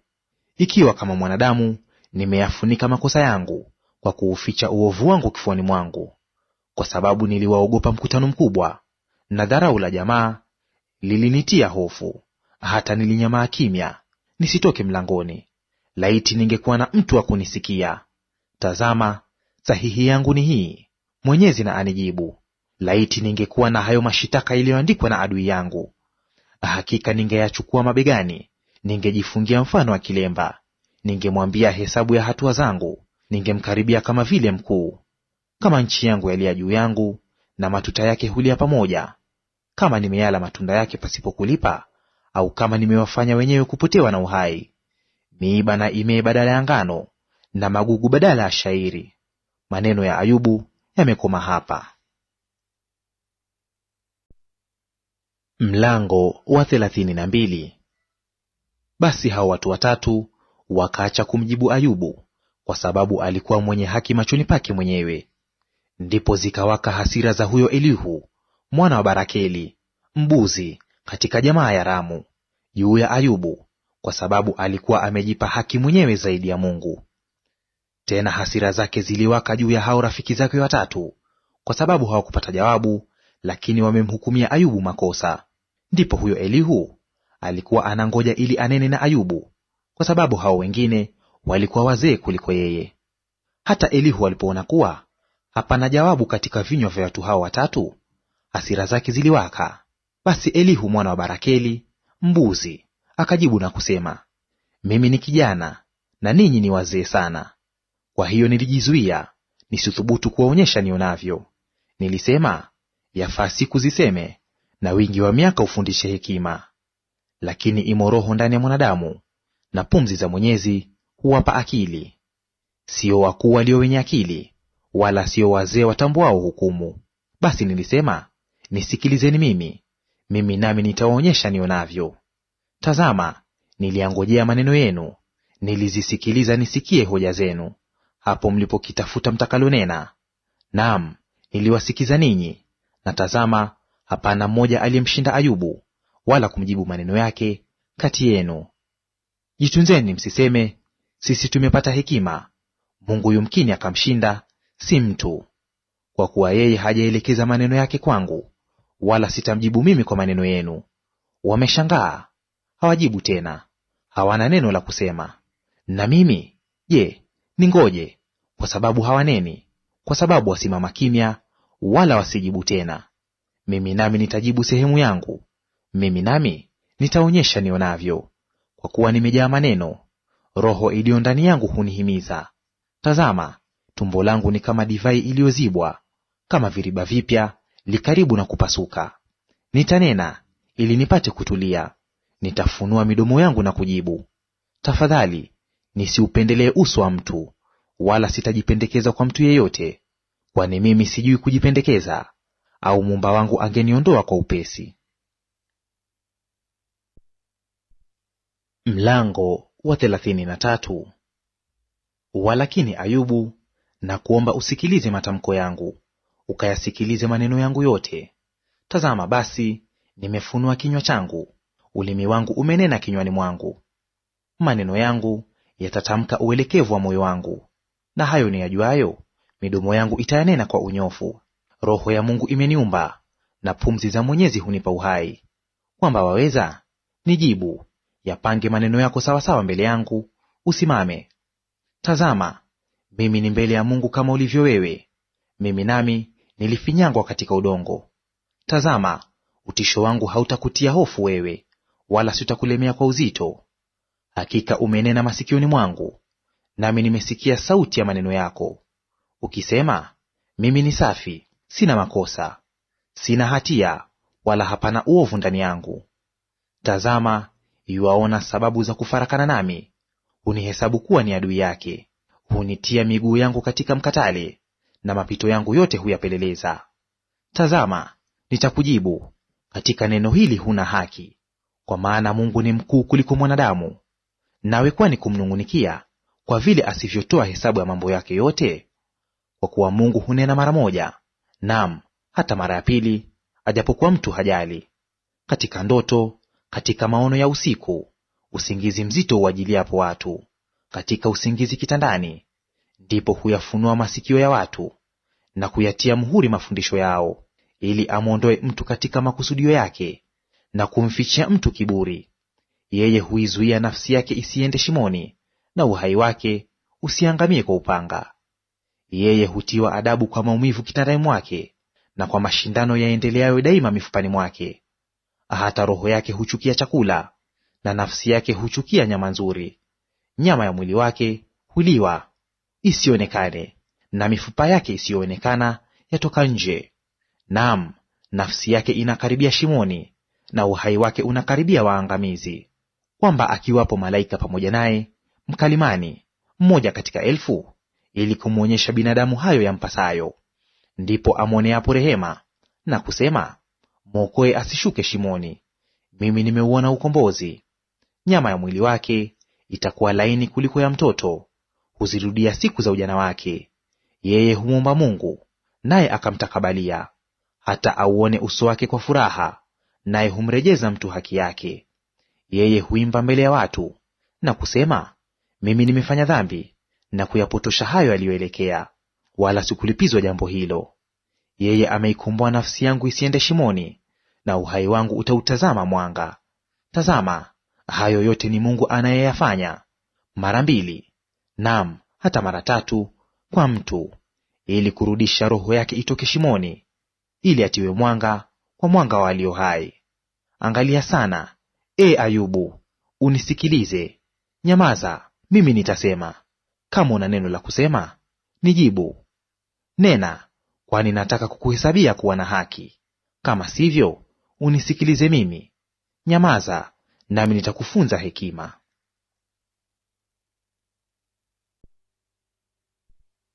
Mlango wa 34. Tena Elihu akajibu na kusema, sikilizeni maneno yangu, enyi wenye hekima; tegeni masikio kwangu, ninyi mlio na maarifa. Kwa kuwa sikio huyajaribu maneno, kama vile kaakaa lionjavyo vyakula. Na tujichagulie yaliyo na uelekevu, na tujichagulie yaliyo na uelekevu, na tujue wenyewe yaliyo mema. Kwani Ayubu amesema, mimi ni mwenye haki, naye Mungu ameniondolea haki yangu. Nijapokuwa mwenye haki, nimehesabiwa kuwa mwongo; jeraha yangu haiponyeki, nijapokuwa sina makosa. Je, ni mtu gani mfano wa Ayubu, anywaye mzaha kama maji? Atembeaye na hao watendao uovu, na kwenda pamoja na watu wabaya. Kwa kuwa amenena, haimfai mtu lolote kujifurahisha na Mungu. Kwa hiyo nisikilizeni, enyi wenye fahamu. Mungu asidhaniwe kutenda udhalimu, wala Mwenyezi kufanya uovu. Kwani atamlipa binadamu kwa kazi yake, naye atamfanya kila mtu kuona sawasawa na njia zake. Naam, hakika Mungu hatatenda mabaya, wala Mwenyezi hatapotosha hukumu. Ni nani aliyemwagiza kuiangalia dunia? Au ni nani aliyemwekea ulimwengu huu wote? Kama akimwekea mtu moyo wake, akijikusanyia roho yake na pumzi zake, wenye mwili wote wataangamia pamoja, nao wanadamu watarejea tena kuwa mavumbi. Ikiwa una ufahamu, sikia neno hili, isikilize sauti ya maneno yangu. Je, atatawala mtu aichukiaye haki hata mmoja? Nawe je, utamhukumia makosa aliye na haki na mwenye nguvu? Je, inafaa kumwambia mfalme, wewe umwovu? Au kuwaambia wakuu, ninyi ni wabaya?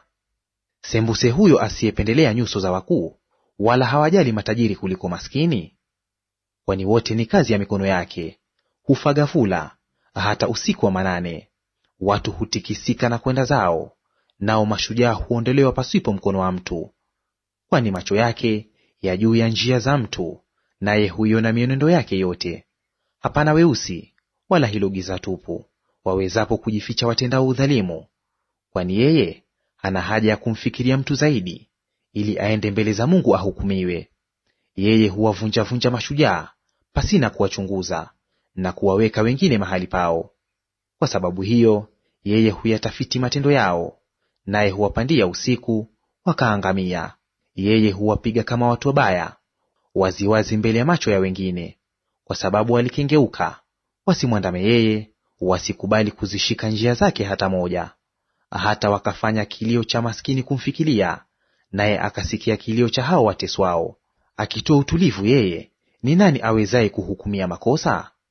Akificha uso wake, ni nani awezaye kumtazama? Kama hufanyiwa taifa au mtu mmoja, ni sawasawa. Kwamba huyo mpotovu asitawale, pasiwe na kuwatega watu. Kwani kuna mtu aliyemwambia Mungu, mimi nimevumilia kurudiwa, ingawa sikukosa; nisiyoyaona nifundishe wewe, kama nimefanya uovu sitafanya tena? Je, malipo yake yatakuwa kama upendavyo wewe, hata ukayakataa? Kwani yakupasa wewe kuchagua, si mimi. Kwa sababu hiyo sema uyajuayo. Watu walio na akili wataniambia, naam, kila mtu mwenye hekima anisikiaye. Huyo Ayubu amesema pasipo maarifa, na maneno yake hayana hekima. Laiti Ayubu angejaribiwa hata mwisho, kwa kuwa amejibu kama watu waovu. Kwani huongeza uasi juu ya dhambi zake, apiga makofi kati yetu, na kuongeza maneno yake kinyume cha Mungu. Mlango wa 35. Tena Elihu akajibu na kusema, Je, wewe wadhani kwamba haya ni haki yako? Au je, wasema haki yangu ni zaidi kuliko ya Mungu? Maana wasema, kutakuwa na faida gani kwako wewe? Tena nitapata faida gani kuliko nikifanya dhambi? Mimi nitakujibu, na hawa wenzio pamoja nawe. Ziangalie mbingu ukaone, na mawingu yaangalie yaliyo juu kuliko wewe. Ikiwa umefanya dhambi, umefanya nini juu yake? Yakiwa makosa yako yameongezeka, wamfanyia nini yeye? Ikiwa mwenye haki, wampa kitu gani? Au yeye hupokea nini mkononi mwako? Uovu wako waweza kumuumiza mtu kama wewe, na haki yako yaweza kumfaa mwanadamu. Kwa sababu ya wingi wa jeuri, wao hulia, walilia msaada kwa sababu ya mkono wa wakuu. Wala hapana asemaye, yuko wapi Mungu muumba wangu, awapaye nyimbo wakati wa usiku, atufundishaye zaidi ya hayawani wa nchi, na kutufanya wenye hekima kuliko ndege za angani? Hulia huko, lakini hapana ajibuye, kwa sababu ya kiburi cha watu waovu. Hakika Mungu hatasikia ubatili, wala Mwenyezi hata uangalia. Sembuse usemapo wewe ya kuwa humwangalii, hiyo dawa imbele yake, nawe wamngojea. Lakini sasa, kwa sababu yeye hakukujilia katika hasira zake, wala hauangalii sana unyeti, ndiposa Ayubu hufunua kinywa chake kwa ubatili, huongeza maneno pasipo maarifa.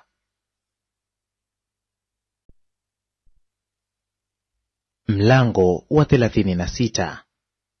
Tena Elihu akaendelea na kusema, ningoje kidogo, nami nitakueleza, kwa kuwa ni kali na maneno kwa ajili ya Mungu. Nitayaleta maarifa yangu kutoka mbali, nami nitampa haki muumba wangu. Kwani yakini maneno yangu si ya uongo, aliyekamilika katika maarifa yu pamoja nawe. Tazama, Mungu ni hodari, wala hamdharau mtu yeyote; ana uweza katika nguvu za fahamu. Hauhifadhi uhai wa waovu, lakini huwapa wateswao haki yao. Yeye hawaondolei macho yake wenye haki, lakini pamoja na wafalme huwaweka katika viti vya enzi milele, nao hutukuzwa. Nao wakifungwa kwa pingu, wakitwaliwa kwa kamba za mateso, ndipo huwaonyesha matendo yao na makosa yao, ya kuwa wametenda kwa kujivuna. Yeye huyafunua masikio yao wasikie maonyo, na kuwaagiza warudi kuuacha uovu. Kama wakisikia na kumtumikia, watapisha siku zao katika kufanikiwa, na miaka yao katika furaha. Lakini wasiposikia, wataangamia kwa upanga, nao watakufa pasipo maarifa. Lakini hao wasiomcha Mungu mioyoni hujiwekea hasira, hawalilii msaada hapo awafungapo. Wao hufa wakali vijana, na uhai wao huangamia katikati ya wachafu. Yeye humponya aliyetaabika kwa njia ya taabu yake, na kuyafunua masikio yao kwa maonevu. Naam, yeye angekuongoza utoke katika msiba, hata mahali penye nafasi, ambapo hapana msonge, na kilichowekwa mezani pako kingejaa mafuta. Lakini umejaa hukumu ya waovu, hukumu na haki hukushika. Basi ujitunze, isije hasira ikakuvuta hata ukafanya mzaha, wala usikubali ukuu wa ukombozi ukugeuze.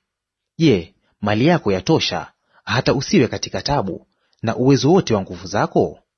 Usiutamani usiku, wakati watu wakatwapo katika mahali pao. Jitunze, usiutazame uovu, kwani umeuchagua huo zaidi ya tabu. Tazama, Mungu hutenda makuu kwa uweza wake. Ni nani afundishaye kama yeye? Ni nani aliyemwagiza njia zake? Au ni nani awezaye kusema, wewe umetenda yasiyo haki? Kumbuka kuitukuza kazi yake, watu walioiimba. Wanadamu wote wameitazama, watu huiangalia kwa mbali. Tazama, Mungu ni mkuu, nasi hatumjui; hesabu ya miaka yake haitafutiki. Kwani yeye huvuta juu matone ya maji yamwagikayo katika mvua kutoka kungeni mwake, ambayo mawingu yainyesha na kudondoza juu ya wanadamu kwa wingi. Naam, mtu aweza kuelewa na matandazo ya mawingu ngurumo za makao yake? Tazama, yeye huutandaza mwanga wake umzunguke, naye hufunika vilindi vya bahari. Kwani huwahukumu kabila za watu kwa njia hizi, hutoa chakula kwa ukarimu. Yeye huifunika mikono yake kwa umeme, na kuuagizia shabaha utakayopiga. Mshindo wake hutoa habari zake, anayewaka hasira juu ya uovu. Mlango wa 37. Moyo wangu hunitetema kwayo pia, nao hutoka mahali pake. Zisikieni hizo kelele za sauti yake, na uvumi utokao kinywani mwake. Yeye huituma iende chini ya mbingu zote, na radi yake hata miisho ya nchi. Baadaye sauti hunguruma, yeye hunguruma kwa sauti ya ukuu wake. Hazizuii hapo sauti yake isikiwapo. Mungu hunguruma kwa kustaajabisha kwa sauti yake. Hufanya mambo makuu ambayo hatuwezi kuelewa nayo. Kwani huiambia theluji, anguka juu ya nchi, na vivyo manyonyota ya mvua, na hayo maji ya mvua yake kubwa. Huufunga mkono wa kila binadamu, ili watu wote aliowaumba wajue. Hapo wanyama huingia mafichoni, na kukaa katika mapango yao. Dhoruba hutoka katika vyumba vyake, na baridi ghalani mwake. Barafu huletwa kwa pumzi za Mungu, na upana wa maji huganda. Naam, huyatweka mawingu mazito mzigo wa maji, hulitandika wingu la umeme wake. Nalo hugeuzwa huku na huku kwa uongozi wake, ili afanye yote atakayoyaagiza. juu ya uso wa dunia hii ikaayo watu. Kama ni kwa kuonya, au kama ni kwa nchi yake, au kama ni kwa rehema, ndiye aletaye. Sikiliza neno hili, Ayubu, simama kimya, uzifikiri kazi za Mungu za ajabu. Je, wajua wewe jinsi anavyoziagiza na kuumulikisha umeme wa wingu lake? Je, wajua jinsi mawingu yalivyoyuka sawasawa, hizo kazi za ajabu za huyo mkamilifu wa maarifa? Jinsi nguo zako zilivyo na moto, hapo nchi ituliapo kwa sababu ya upepo wa kusini? Je, waweza kuzitandaza mbingu pamoja naye, ambazo zina nguvu kama kioo cha kuyeyushwa? Utufundishe ni maneno gani tutakayomwambia, kwa maana hamwezi kuyatengeneza kwa sababu ya giza. Je, aambiwe kwamba nataka kunena? Au mtu angetamani kumezwa? Na sasa watu hawawezi kuutazama mwanga ung'ao mbinguni, lakini upepo ukipita huzitakasa. Kaskazini hutokea umemetufu wa dhahabu, Mungu huvikwa ukuu utishao. Yeye Mwenyezi hamwezi kumwona, yeye ni mkuu mwenye uweza, tena mwenye hukumu, na mwingi wa haki, hataonea. Kwa hiyo watu humwogopa, yeye hawaangalii walio na hekima mioyoni. Mlango wa 38. Ndipo Bwana akamjibu Ayubu katika upepo wa kisulisuli na kusema, ni nani huyu atiaye mashauri giza kwa maneno yasiyo na maarifa? Basi jifunge viuno kama mwanamume, maana nitakuuliza neno, nawe niambie. Ulikuwa wapi nilipoiweka misingi ya nchi? Haya, sema kama ukiwa na ufahamu. Ni nani aliamrisha vipimo vyake, kama ukijua? Ni nani aliyenyosha kamba juu yake? Misingi yake ilikazwa juu ya kitu gani? Au ni nani aliyeliweka jiwe lake la pembeni, hapo nyota za asubuhi zilipoimba pamoja, na wana wote wa Mungu walipopiga kelele kwa furaha? Au ni nani aliyeifunga bahari kwa milango, hapo ilipofurika kana kwamba imetoka tumboni, nilipolifanya wingu kuwa vazi lake, na giza zito kuwa nguo ya kuifungia? Nikaiagiza amri yangu, nikaiwekea makomeo na milango, nikasema, utafika mpaka hapa, lakini hutapita, na hapa mawimbi yako yanyetayo yatazuiliwa. Je, umeiamuru asubuhi tangu siku zako zilipoanza? Umeajulisha mapambazuko mahali pake? Yapate kuishika miishio ya nchi, waovu wakung'ute wakawe mbali nayo. Hubadilika mfano wa udongo chini ya muhuri, vitu vyote vinatokea kama mavazi. Na waovu nuru yao huzuiliwa isiwafikie, na mkono ulioinuka huvunjika. Je, umeziingia chemchemi za bahari, au umetembea mahali pasiri pa vilindi? Je, umefunuliwa malango ya mauti, au umeyaona malango ya kuzimu? Umeyafahamu mapana ya dunia? Haya, sema, ikiwa unayajua hayo yote.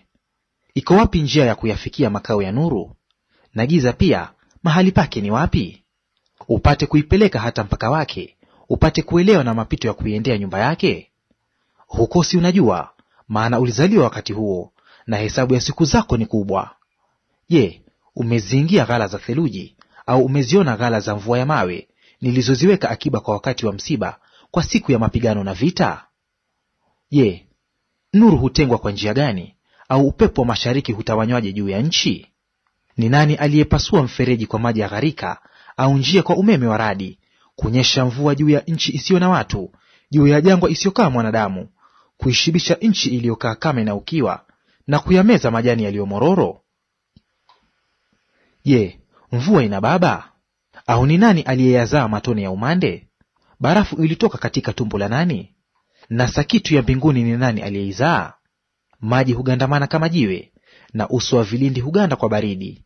Je, waweza kuufungua mnyororo wa Kilimia, au kuvilegeza vifungo vya Orioni? Je, waweza kuziongoza sayari kwa wakati wake, au waweza kuongoza dubu na watoto wake? Je, unazijua amri zilizoamriwa mbingu? Waweza kuyathibitisha mamlaka yake juu ya dunia? Waweza kuiinua sauti yako mpaka mawinguni, ili wingi wa maji ukufunikize? Waweza kuutuma umeme, na ukaenda ukakuambia, sisi tupo hapa? Je, ni nani aliyetia hekima moyoni? Au ni nani aliyetia ufahamu rohoni? Ni nani awezaye kuyahesabu mawingu kwa hekima? Au ni nani awezaye kuzimimina chupa za mbinguni? Wakati mavumbi yagandamanapo na madongoa kushikamana pamoja, je, utamwindia simba mke mawindo? Au utashibisha njaa ya simba wachanga waoteapo mapangoni mwao, wakaapo mafichoni wapate kuvizia? Ni nani anayempatia kunguru chakula makinda yake wanapomlilia Mungu, na kutangatanga kwa kutindikwa na chakula? Mlango wa 39. Je, wajua majira ya kuzaa kwao mbuzi mwitu walio majabalini? Au waweza kusema majira ya kuzaa kulungu? Je, waweza kuhesabu miezi yao watakayoitimiza? Au je, wajua majira ya kuzaa kwao? Wao hujiinamisha kuzaa watoto wao, watupa taabu zao. Watoto wao wa katika hali nzuri, hukuwa katika barawazi, huenda zao, wala hawarudi tena. Ni nani aliyempelekea pundamilia aende huru? Au je, ni nani aliyemfungulia vifungo punda mwitu? Ambaye nimeifanya nyika kuwa nyumba yake, na nchi ya chumvi kuwa makao yake. Yeye hudharau mshindo wa mji, wala hasikii kelele zake msimamizi. Upana wa milima ni malisho yake, hutafuta kila kitu kilicho kibichi. Je, nyati atakubali kukutumikia? Au atakaa katika zizi lako? Je, waweza kumfunga nyati kwa kamba matutani? Au yeye atayalima mabonde nyuma yako? Je, utamtumaini kwa sababu ana nguvu nyingi? Au utamwachia yeye kazi yako? Je, utamtumaini kwamba ataileta mbegu yako nyumbani, na kukusanya nafaka kiwanja chako cha kupuria?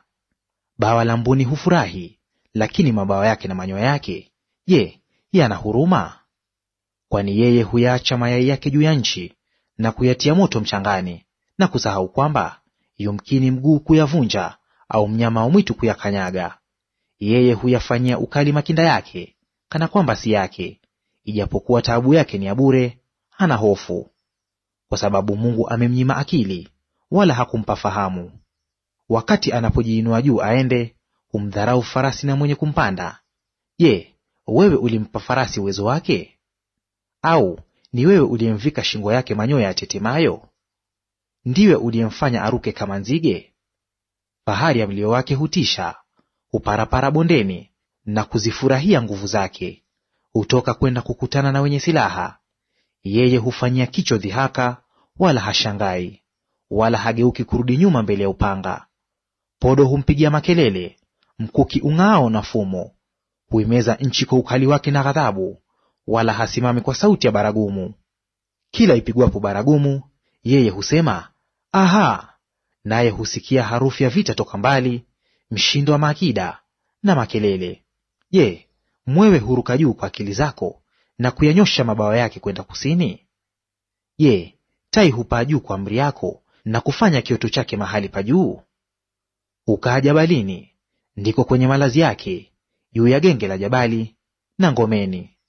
Toka huko yeye huchungulia mawindo, macho yake huyaangalia toka mbali.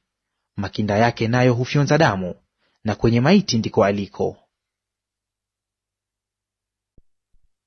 Mlango wa 40.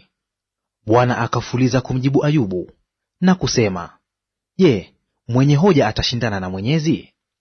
Mwenye kujadiliana na Mungu na ajibu yeye. Ndipo Ayubu akamjibu Mungu na kusema, Tazama, mimi si kitu kabisa, ni kujibu nini? Naweka mkono wangu kinywani pangu. Nimenena mara moja, nami sitajibu; naam, nimenena mara mbili, lakini sitaendelea zaidi. Ndipo Bwana akamjibu Ayubu katika upepo wa kisulisuli na kusema, Jifunge viuno kama mwanamume, mimi nitakuuliza neno, nawe niambie. Je, hata hukumu yangu utaibatilisha? Utanitia mimi hatiani upate kuhesabiwa haki? Au je, wewe una mkono kama Mungu? Waweza kutoa ngurumo kwa sauti kama yeye? Haya, jifike sasa fahari na ukuu, jipambe heshima na enzi. Mwaga mafuriko ya hasira zako, ukamtazame kila mtu mwenye kiburi, ukamdhili. Mtazame kila mtu mwenye kiburi, ukamshushe, ukawakanyage waovu hapo wasimamapo. Wafiche mavumbini pamoja, wafunge nyuso zao mahali palipostirika. Ndipo mimi nami nitazikiri habari zako, ya kuwa mkono wako wa kuume waweza kukuokoa. Mwangalie huyo kiboko niliyemuumba pamoja nawe, yeye hula nyasi kama vile ng'ombe. Tazama basi, nguvu zake ni katika viuno vyake, na uwezo wake ukatika mishipa ya tumbo lake. Yeye hutikisa mkia wake mfano wa mwerezi, mishipa mapaja yake yanaungamana pamoja. mifupa yake ni kama mirija ya shaba, mbavu zake ni kama vipande vya chuma. Yeye ni mkuu wa njia za Mungu, yeye aliyemfanya alimpa upanga wake. Hakika milima humtolea chakula, hapo achezapo wanyama wote wa barani. Hulala chini ya miti yenye vivuli, mafichoni penye mianzi na matopeni. Hiyo miti yenye vivuli humfunika kwa vivuli vyao, mierebi ya vijito humzunguka. Tazama, mto ukifurika, yeye hatetemeki, hujiona yu salama, ijapokuwa Yordani hufurika hata kinywani pake.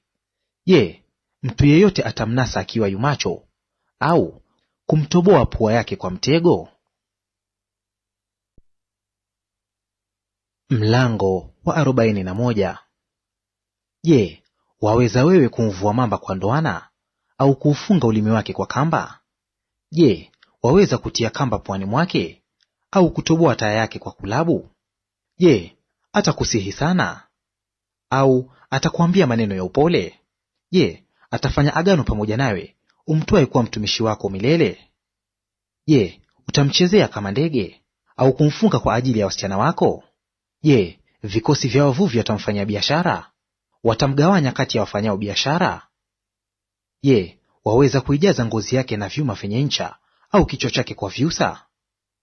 Mwekee mkono wako, vikumbuke vile vita, wala usifanye tena. Tazama, kumtamani ni bure. Je, hata mbwaga chini huyo atakayemtazama? Hapana aliye mkali hata akathubutu kumwamsha. Bali ni nani awezaye kusimama mbele yangu mimi? Ni nani aliyetangulia kunipa hata nimlipe? Kila kilicho chini ya mbingu nzima ni changu. Sitanyamaa kusema habari za via vyake, wala nguvu zake kuu, wala umbo lake zuri. Ni nani awezaye kumbambua magamba yake? Ni nani atakayepenya dirii yake maradufu? Ni nani awezaye kuifungua milango ya uso wake? Meno yake yatisha kando kando yake, magamba yake yenye nguvu ndiyo fahari yake, yamefungamana pamoja kama kwa kufungwa kwa muhuri.